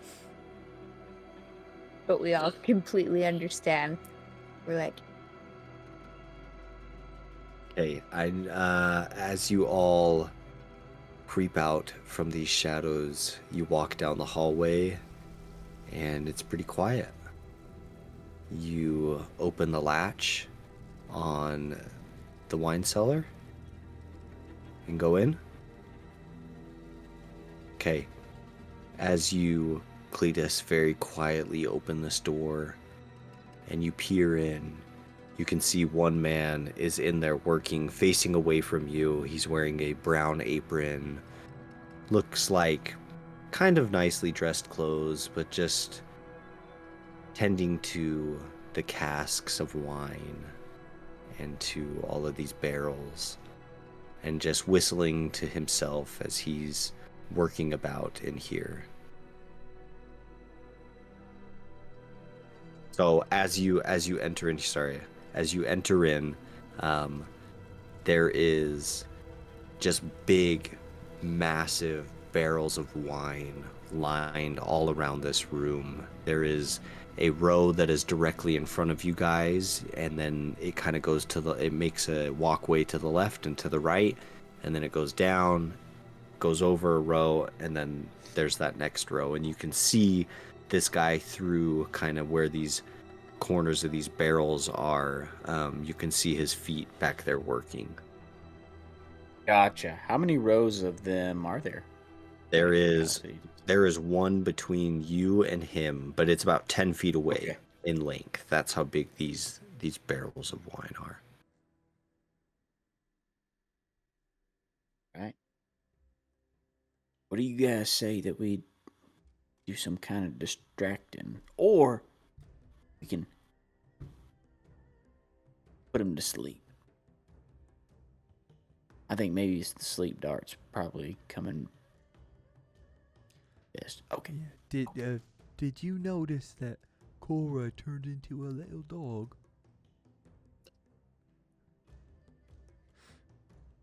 Oh my gosh. She's a druid. Oh, I knew it. Hey, you want to try and take this dude out with the sleep dart? Let's do it. Yeah. Okay. Make me a stealth check. I will say you guys have all either used your boots or those boots that you got. So you have advantage. Oh, I have advantage? Heck yeah. You have advantage, and Cora has it. And I think, Tyson, you get advantage from your cloak. am I rolling? No. Not much better. Okay, I got a 12. Nice. Dude, you're hitting all the DCs. That was it? That was literally exactly what you needed to hit. I was That's 2 in a row. I was like below it before the advantage. I got a 10. Oof. And I re-rolled and I got it. Nice. Sweet. Yeah. Okay, so you creep around this row of barrels and you pull out this little blow dart gun. You load up a blow dart and you launch it out. Go ahead and roll an attack. I'll say it's a +1 blowgun. So whatever your dexterity is, plus proficiency, +1. Okay. And it's what's the damage for it? Like a D6? Or dark gun, or is it a D4 or what? It's whether it just hits puts or him to not. sleep. Oh, it's a hit. Sorry, I'm getting ahead of myself here. Yeah, isn't Yeah. it just like a blow dart, I think, is just a 1. Like I think it just does A one sneaky damage, one, doesn't so it? we're just Yeah, seeing if it he would falls asleep or probably not. just do one damage. It's not. Yeah, they're not. I do, however, I would love to build a character around a blow dart and just be really like, cool. just do poisons. Yeah, I think that'd it'd be freaking super cool. Be crazy. Does a 14 hit? It does. He's just a worker. Okay, so he has a +2 to his constitution, and he rolled a 19. So he succeeds in his save. You see that this blow dart hits him in his neck, and he lets out a yipe as he reaches up and grabs onto his neck and pulls this dart out and kind of gets droopy for a minute, and then, oh, what's going on? Dorian? Is it you? They all just think it's Dorian. Hold on. I Dorian's think a it's butt. so funny. Gets I hit think by a this is so dart. funny. Dorian, is that you? Boss, Boss, did you someone order me calls again? someone. Even though you're a nice guy. Could you Someone imagine whispering to your me that I'm- boss is just like playing pranks on you and just shoots you with a blow dart? Yeah, could you imagine being at work and you just like They all just something- they all just like hope that it's Dorian. They all just hope that he comes and visits them at their work post. Because he's so cool. silly little prankster you. And as he says that, he turns around and he sees you standing there. Cora, Clark, is there anything that you two are doing in this moment before this man screams out for help?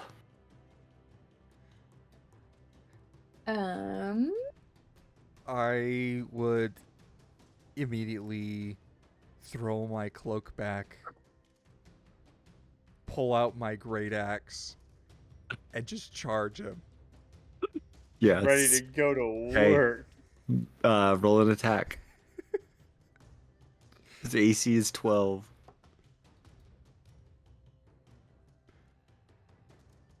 15.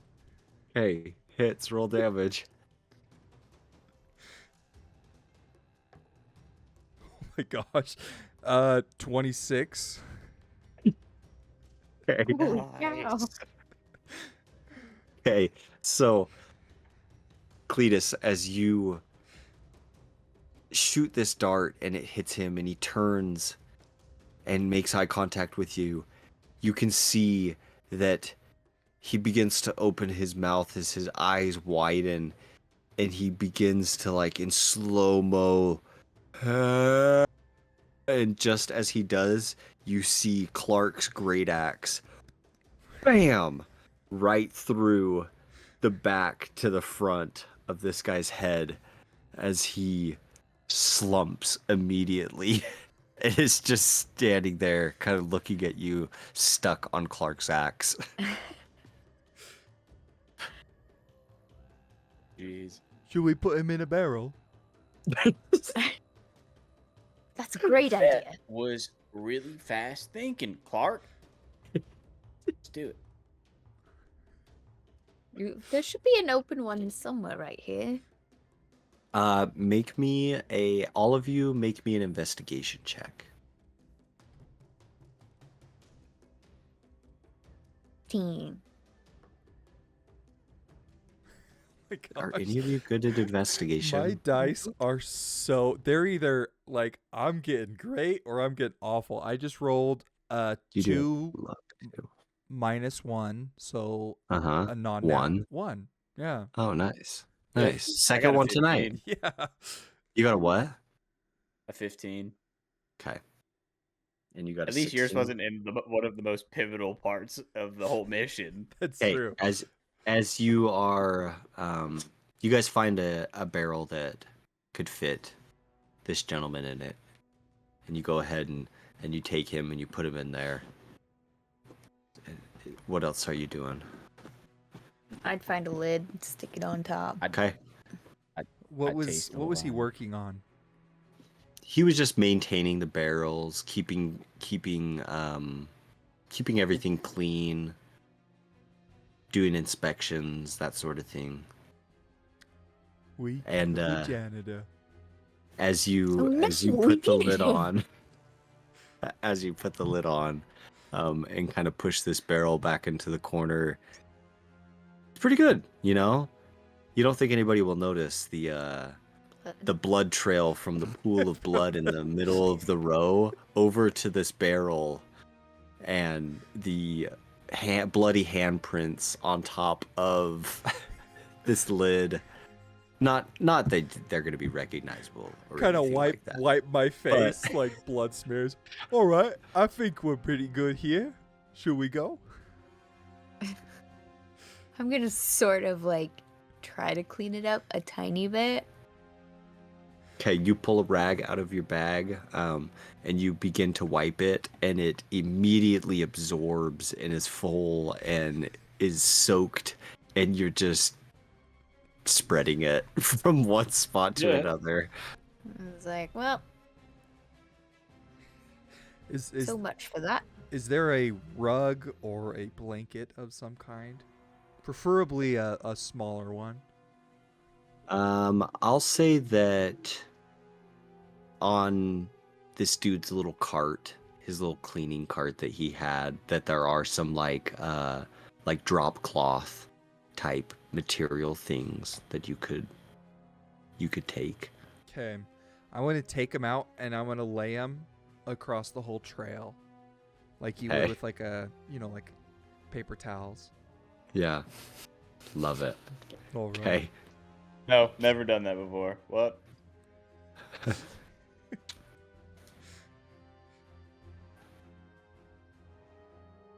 I don't know why when we were talking about the barrels, I expected there to be wine in the barrels. I don't know. Well, there My would brain be There in is just- some wine of the them. barrels. There is wine in most of them. Just that we just chose an empty one. Yeah, you Gotcha. guys just found an empty one. Or did we? I'll go But over.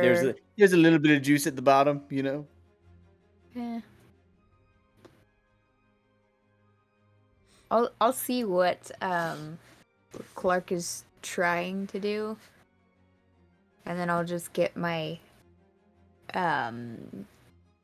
dagger and stab one of the wine barrels that has wine in it to spill the wine and hopefully make it look a little less Nice. suspicious. Yeah, as you do this, with the combination of the canvas rugs laid out, the drop cloths among this area, and as it absorbs the wine and kind of spills out, it kind of cleans it up and just makes it look like there was just a really bad wine spill in here.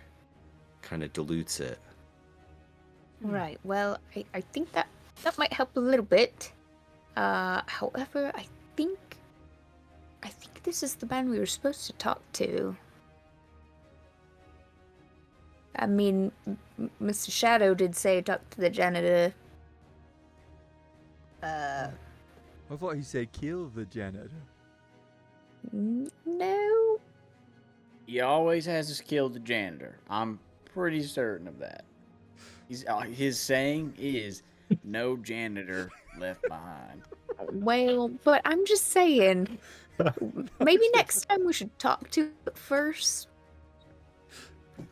But now we can't really do that. So,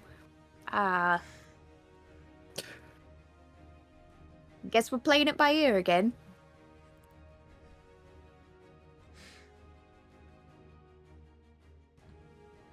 What way should we go? Should we look around here and see if there's any exits? Yeah. And I'm gonna start making my way on all the walls. Okay, roll me. I'll be like jumping on top of wine barrels and looking behind them and Here, Clark, use this. And I hand him a spoon. So that way he can tap on the walls. Oh, It'll- thanks.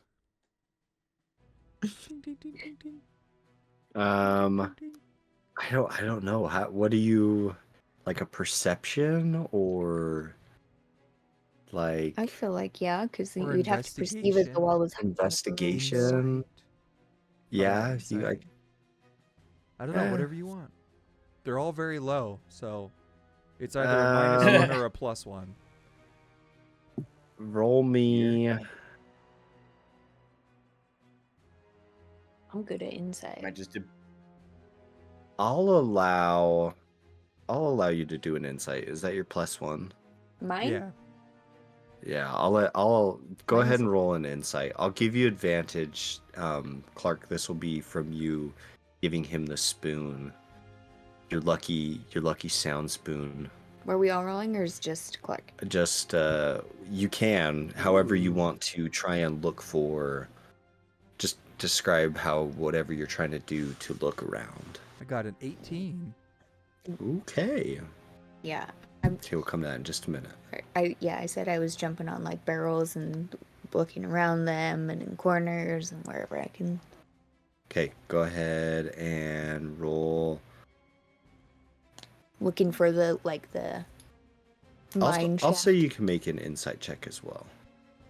Cool. Based on you guys trying to kind of think like, if I was rich, where would I hide my... Trying to get in the mindset. Got I'd a like 9. to check. 9.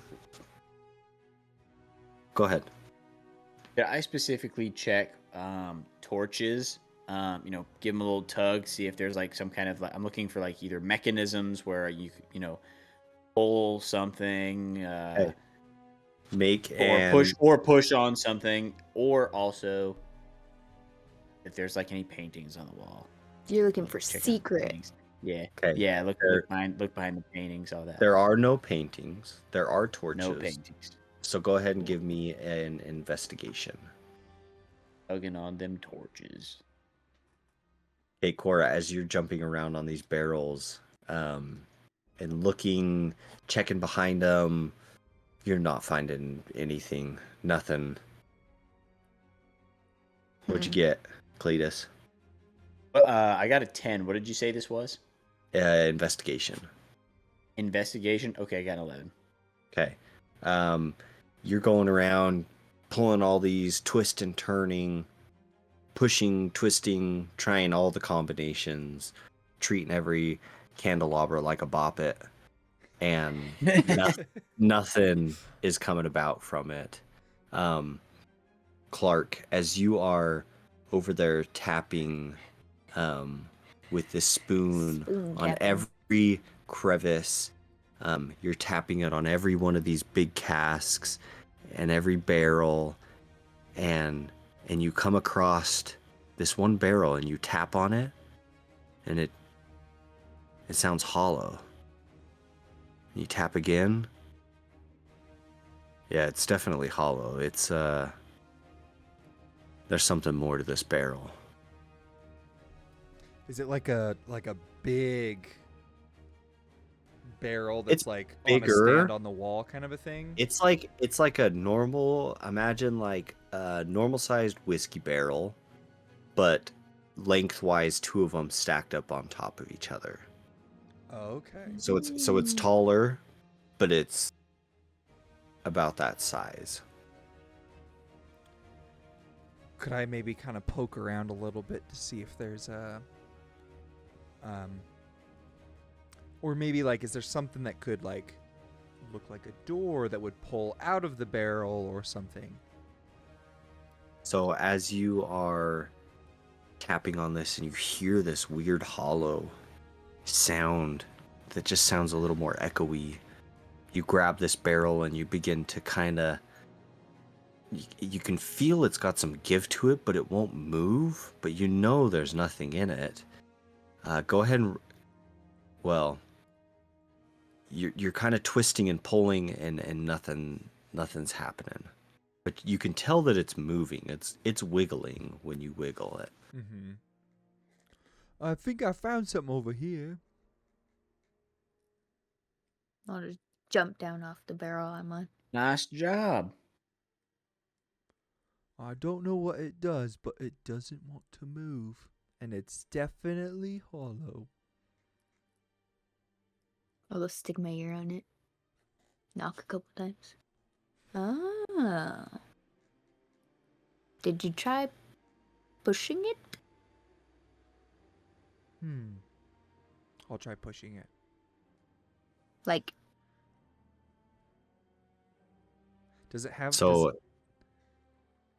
which way are you trying to push it? Is there like a lid on top? There is like it's kind of like there's not necessarily a Not lid like a as lid so much that's- as Is this yes, like a stopper? yeah. Okay. Is there Did you like any try? sort of cork or hole that would be plugged? Or There is a something? cork.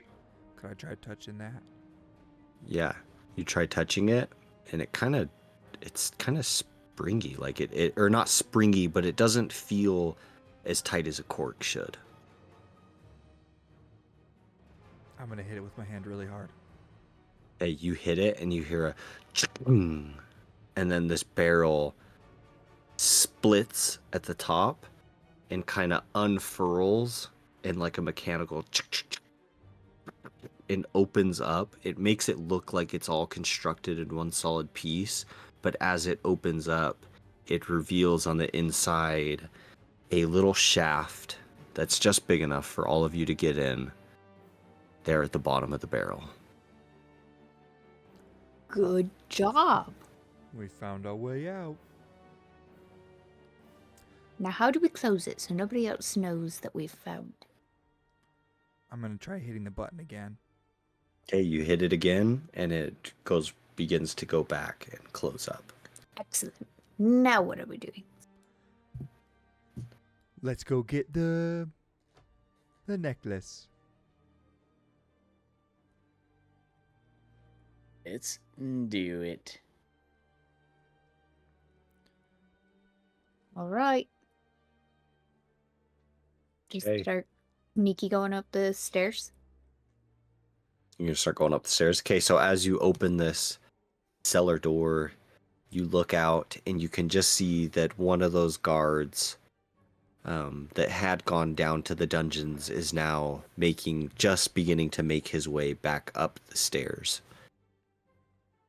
He's probably got about 20 steps before he's to the landing, where the steps then turn and go back the other direction.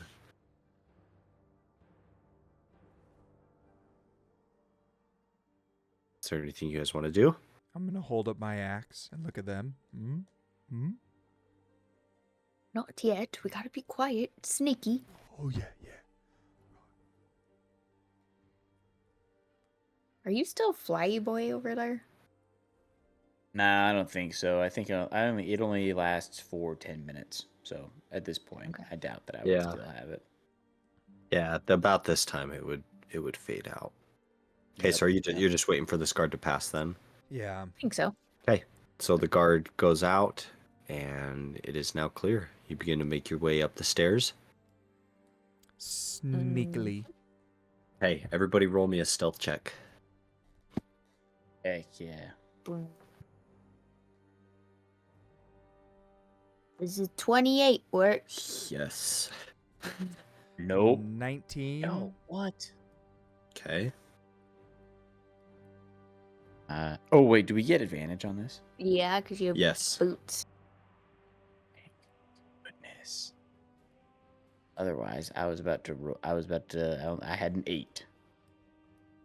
That was my second roll. That was my first roll. Wow. Okay, I got a 14. Okay. All right. Good enough. As you come around this landing, you can see that as you come up this next set of stairs, you will be into the library. On either side of the landing, you are able to climb up if you all wish to. It'd probably be about a 8-foot climb up a little wall. Cora might need some help. I'm strong. Excuse But you. it goes up into the library where there are 2 different sections, one lower and one that's a little bit shorter up higher, and books and shelves all around the outside of this, as well as rows and rows and rows of books and tomes and scrolls all throughout the whole main area. It's like a giant maze of shelves and books.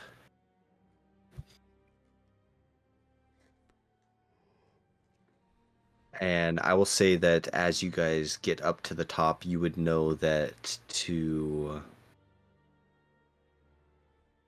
the left, there is some beautiful double French doors.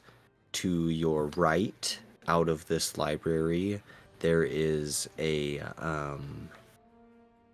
more industrial-looking door. And then there's a few other rooms, but those are the two main entrances in or out of this library. Someone make me a perception check.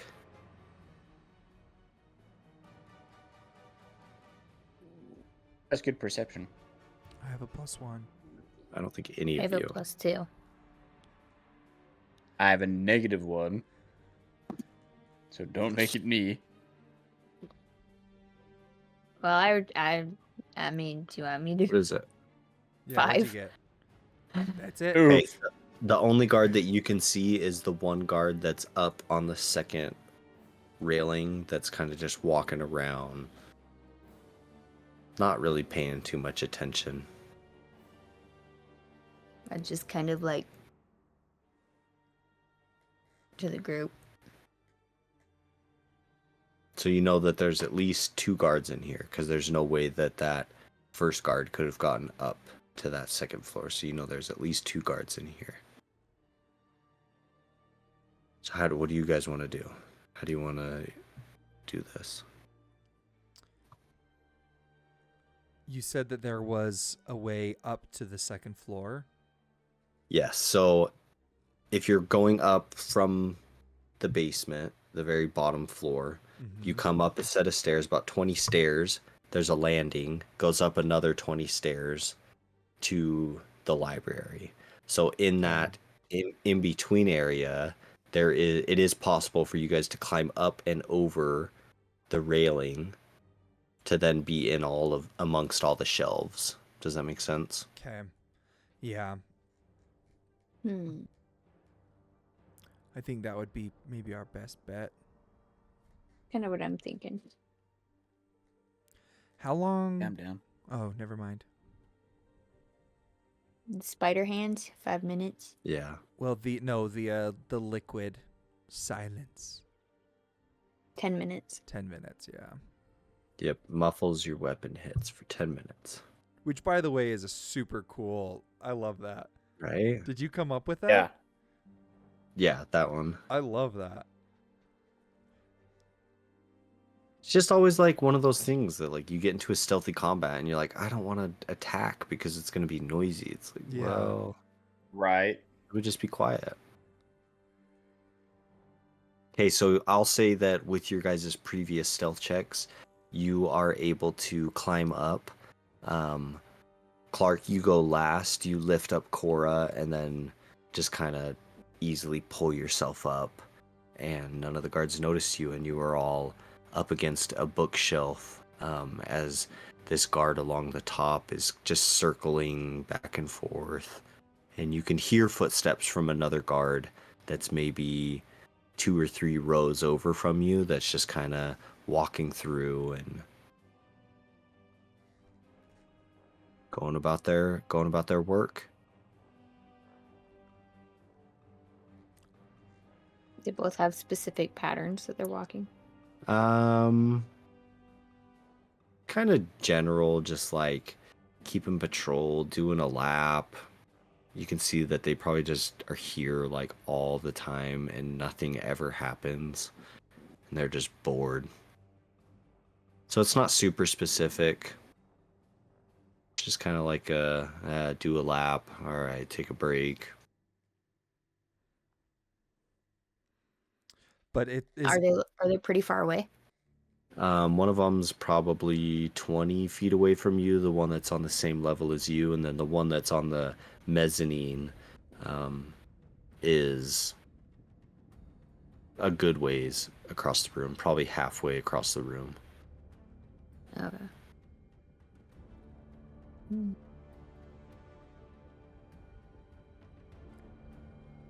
Do you have any ideas what we should do, Cletus?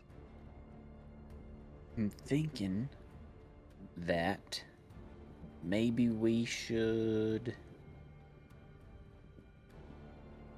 get a little bit of a distraction going. What did you have in mind?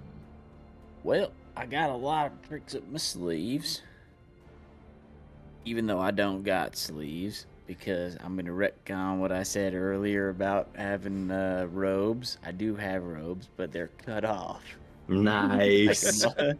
Yes.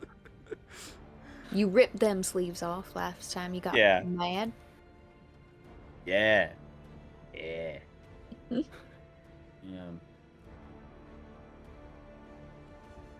I mean, I guess I could make a couple of the torches go out, or make one of them make their clothes really wet. I don't know. Then they have to go. That one's kind of dumb. I don't know why I thought of that. I just Make them pee them pants. yeah, that'd be pretty. You know what? What if That'd you be took pretty out embarrassing. some of the torches? Doesn't Cora, you have an ability you can jump to shadows, right? It's true. If we could time it correctly, we could maybe send you in a shadow over by one of the guards. We could definitely Yeah, try. and then I'll make the other guard think that he soiled Peed himself. himself. Yeah. Right? Because now that I know that capability is within my grasp, I feel that I have to take advantage of it. Well, it's just Of course Otherwise, you do. yeah. otherwise I'm not a true student of the arcane. You know what I mean? Yeah. Yes. I'm not to using agree. my powers to their full capabilities. Yeah. And then I'll just stand here and be quiet. Unless I hear any bird noises. Right.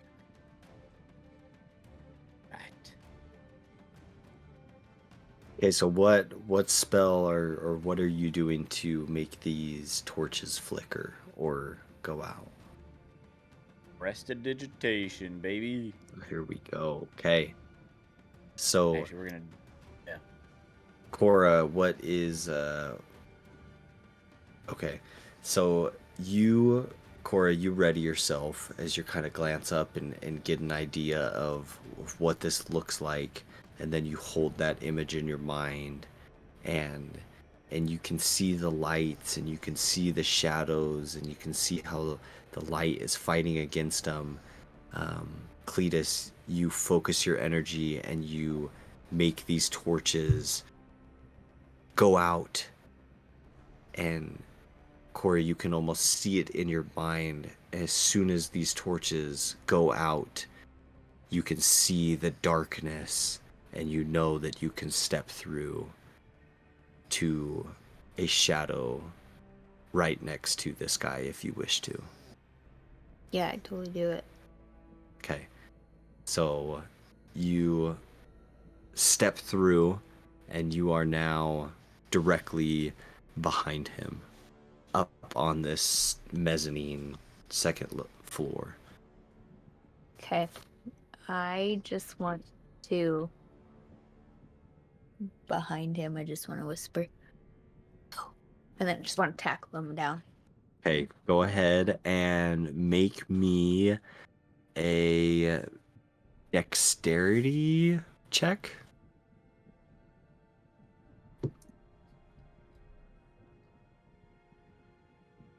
You have luck as well. Mm-hmm. I'll use some of my luck. Do I have to use all of it? No, just reroll. Oh. That's messed up on my cord. Yeah, I know it did. Roll it again. So 17? Okay, 17. You whisper boo, and this guy jumps and startles, and you wrap your hands around his mouth, and you have him restrained. I'm gonna roll a. Basically what I'm like. Okay, as as you do this, you go and you manage to restrain him and grab hold of him, but not before he lets out a little whimper of a sound. And this other guard, Bob, is that you? Are you okay? And he's looking up. He's looking up towards this railing, but you can't see through the actual railing itself. So he can't see you, but he is now alerted, and you hear him pulling his sword. Bob. It's not funny. Dorian? Stupid, he never comes down here. Why would you think he'd be here? Bob? And this guard is now, he's going through this room. Are you doing anything else to this guy? I'm just trying to make him pass out. You're just trying to make him pass out? Okay. You're and if continuing it's not to hold working him. enough, I'm gonna stab him. Make a strength save.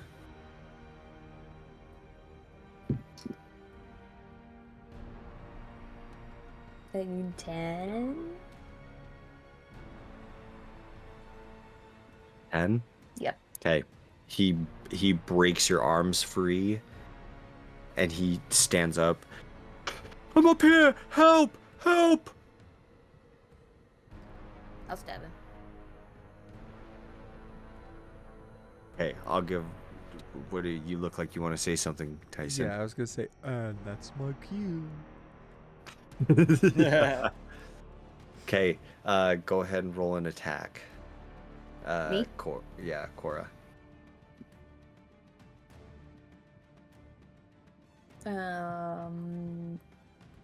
Definitely hits. Something. Yep, hits. Roll damage. What is my damage? D8. Where's my 8?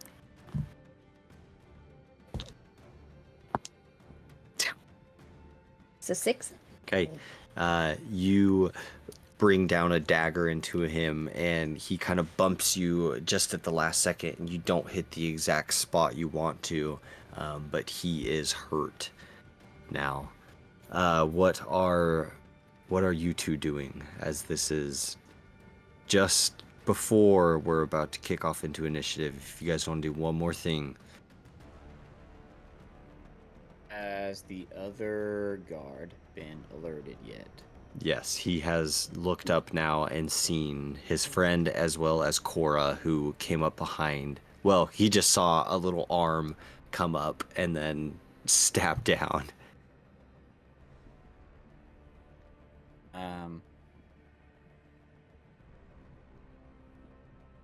I really want to help. I really want to live out this idea of making someone think they peed their pants to see if it really would do anything. So I'm curious to find out if it's gonna work on this guy. Even like the question is who is this guy? You know, like, is he gonna pee his pants or think he peed his pants and then still go help his friend, or is he gonna bail on him? You know what I mean?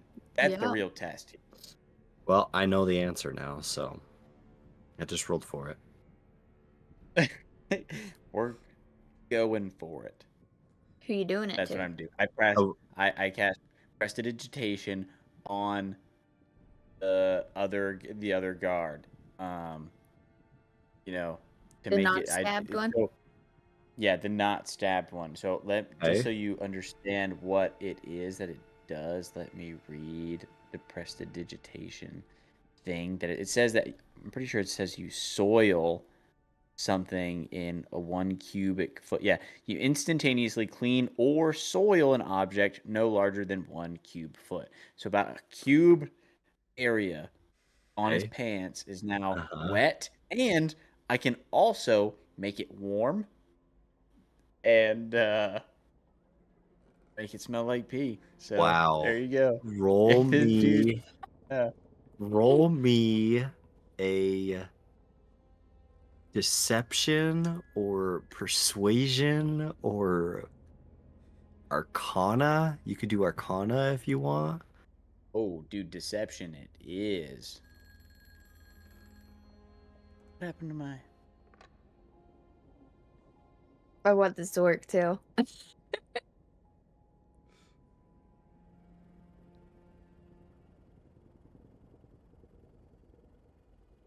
All right, we got a 7, and I get to add 9 to that.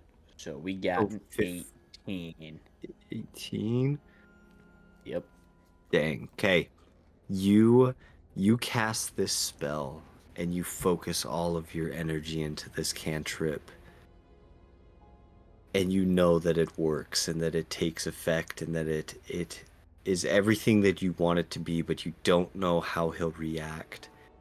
And as you see him look down and notice this, he lets out a sob. A deep, embedded, long, festering trauma of a cry. As he says, "Not again. No." And he starts sobbing and falls to his knees. It's been a year and a half.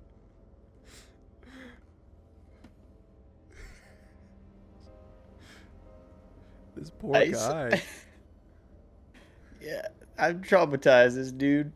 I was like, I'm going to see what he would do. I rolled a d20 and I rolled a natural one. I was like, okay, cool. Sounds good. It's going to break him if it gets a good roll. Okay, so he is currently just devastated and heartbroken. What are you doing to this other guy up top? Well, I'm gonna try to kick him off the ledge that he's up on here. Okay, go ahead and make... Because I can do that. What does it say? Continue actions, so I can do 1 weapon attack plus 2 unarmed attacks in a turn. Okay, so you just want to do a bunch of... Okay, so roll 3 attacks. Hits. 15 plus 9. 11 Hits. plus 9. Oof. Misses. 10. Okay, so I'll say your first one, you hit him square in his jaw. The second one, you bring down your elbow right into his neck, and he kind of strains. And the third one, you go to push him, and you slip, and you bump into him, and he slips on his blood, and he falls over the ledge and falls down onto the ground. Not moving. And you all kind of wait a moment. It's cocked. It was. Okay. I didn't see it. And you don't hear anything. The manor remains quiet. And then I'll just kind of... Other than the sobs of... The guy is sobbing. He's still there sobbing, and you can see he's kind of starting to come back. He's going to be recovered soon. He's gonna recover from that? You wouldn't recover from that for years. Well, There's he no way. never has, and he never will. He's but used to it. Here's the thing. He's not gonna like go He's to like the coping. bathroom. Okay. Oh, He's not gonna I go feel try to- bad just Was maybe his friend falling to... unaliving this guy after such an Yeah. emotional moment. I didn't know what was happening. he I'm gets just up up and here. he gets up and he looks at all of you. Just do it then. Just kill me. Just like Bob. Just do it. Can I shadow back to my friends? Sure. And can I just walk over with a sleeping dart and go ping, right in his neck? Yep. You There do. we go. And I like that. I like that. Yep, he fails. So as he's kind of sobbing, you go up and he just looks down at you and just looks sad, and you take this little sleeping dart and you just prick it in his hand. And then he just slumps forward and falls asleep. We'd be nice. As he's about to fall asleep, I go up to him and I go, "This was all a dream, little man, and you never peed your pants. Just remember that. But you're a good guy." And yeah, hopefully he won't be as scarred. We're doing some like hypnotherapy sessions. Yeah. That's what this turned into. The song is so sad and everything, but it's like.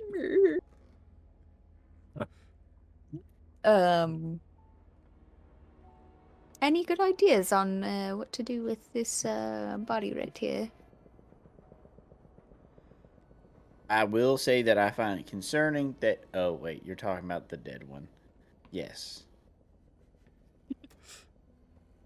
I thought you were talking about the sleeping guy, and I thought you referred to him as a body. And yeah, well, that was kind of dark. Yeah, no. I'm talking about the one that's not moving, or breathing. They're both not. Well, yeah. Should we just put him in the corner in the shadows a bit? I'll say that there's, for the sake of brevity, there's plenty of little nooks and crannies in this library you guys could put a body. Gotta shove him in. Yeah. Okay. Like a broom closet or something. Yep. Okay. Oh yeah. Okay. Looking Like at the a book map. return station. Looking at the map, you can see that through those double French doors, it leads to the common room, which then leads into Lady Vela's room, her actual bedroom, and that industrial iron door leads into the gallery. Iron door, right? Now, Yes, do we we need to think go- that it would actually be in there, or do you think the lady herself would have it upon her? I'm not sure. We know that it could be in the vault. We've got one invisibility potion. What if we save that for in case we do need to breach the lady's room? We could do that. What are your thoughts of getting to the door? I don't know yet. Are there... I'm assuming that there are like lights on in this kind of main area. Yes. Yeah, there's torchlight all throughout the house. It's Okay. there are shadowy areas and whatnot, like you would think, but it is very well lit. It's very well lit. Okay.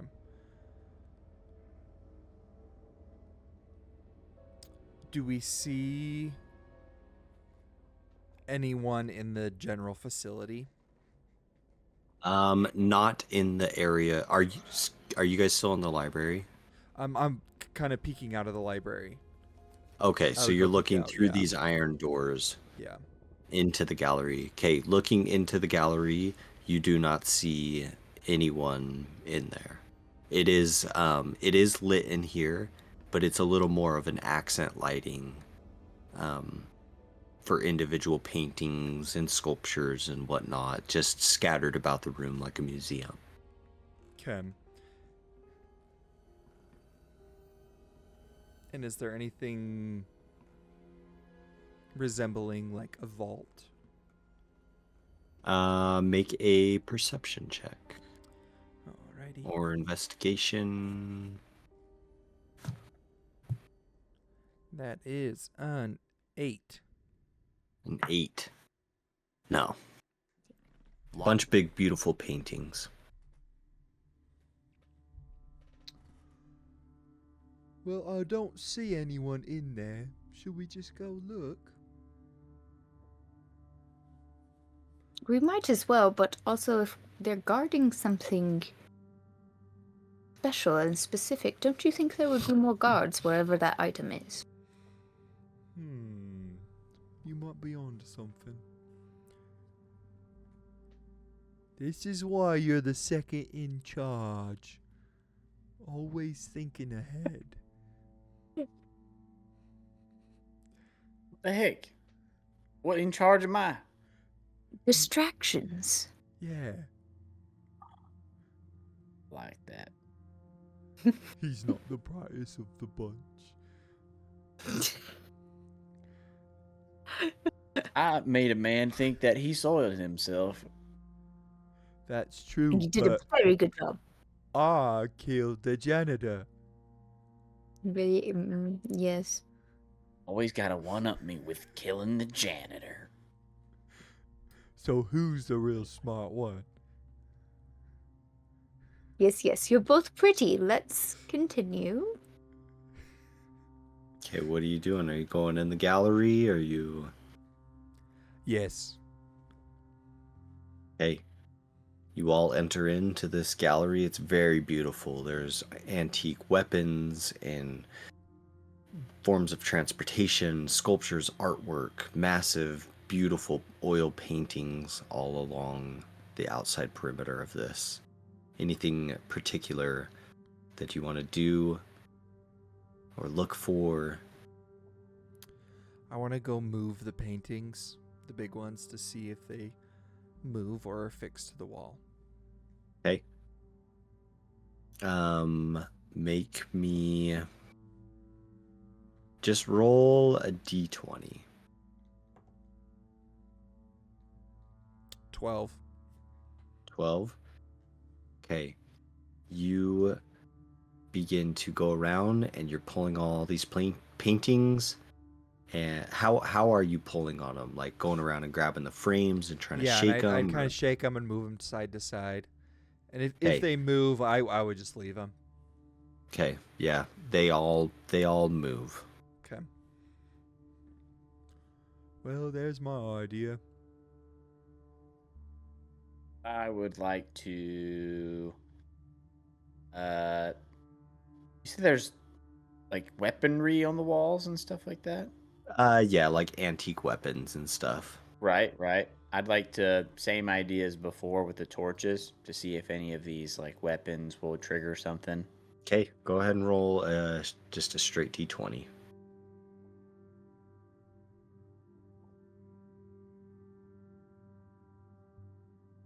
Straight D20. Oof. Dude, I'm not doing so hot tonight. I got a 6. You go through, twisting all the weapons, nothing's happening. Hey, what are you? Cora. What are you doing, Cora? I want to look for anything that doesn't seem natural to the museum. Okay, make an insight. Sitting in the middle of the Freaking hell. room You have luck. on a pedestal is the amulet. Do I just roll again? Yeah. Well, 7, 8. You don't really notice it. Oh my gosh, none of you had a good roll.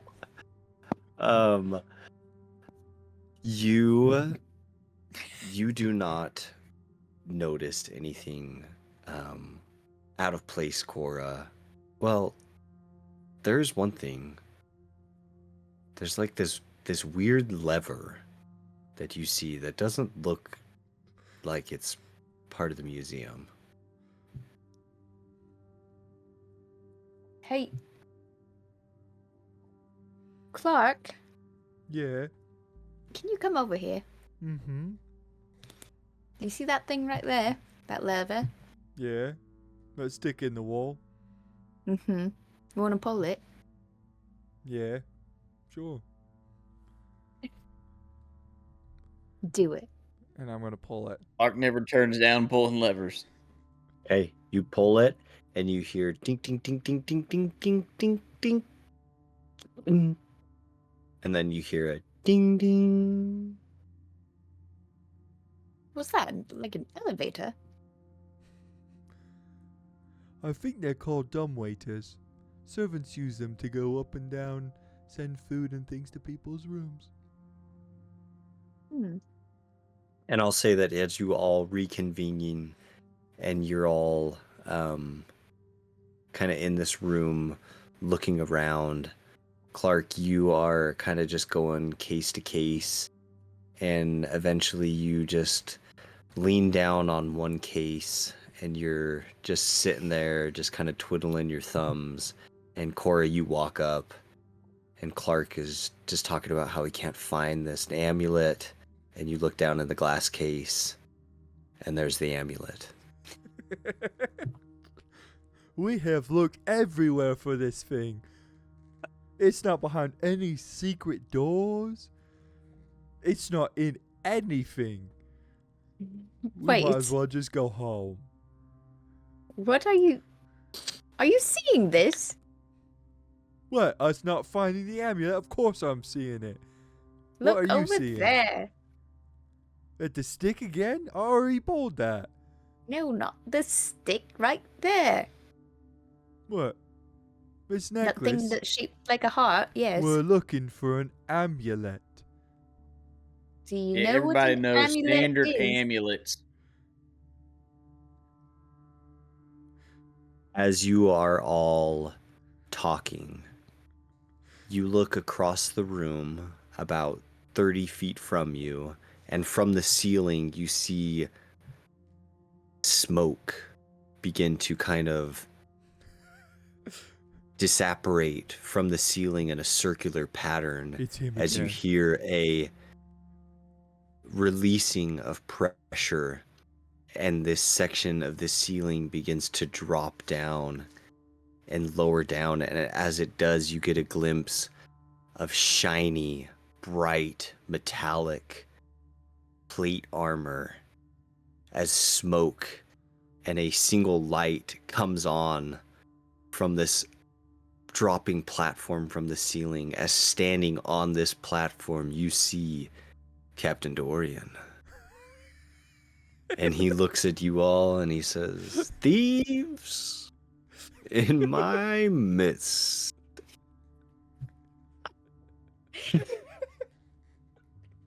Well, I'm impressed with your tenacity. But you must be vanquished. And he begins to run towards you with his weapons.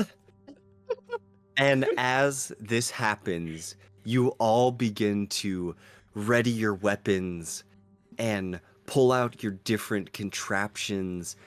Clark, you smash this case and you grab the necklace, and you all begin to turn, throwing smoke bombs, casting spells, and you're running through these winding hallways, and eventually you're dodging traps and you're trying to get away from Dorian as he's yelling out these heroic and just terrible things like, "Feel justice, evildoers," and things like that as he chases you through these hallways. Eventually, all of you are cornered and the guards surround you.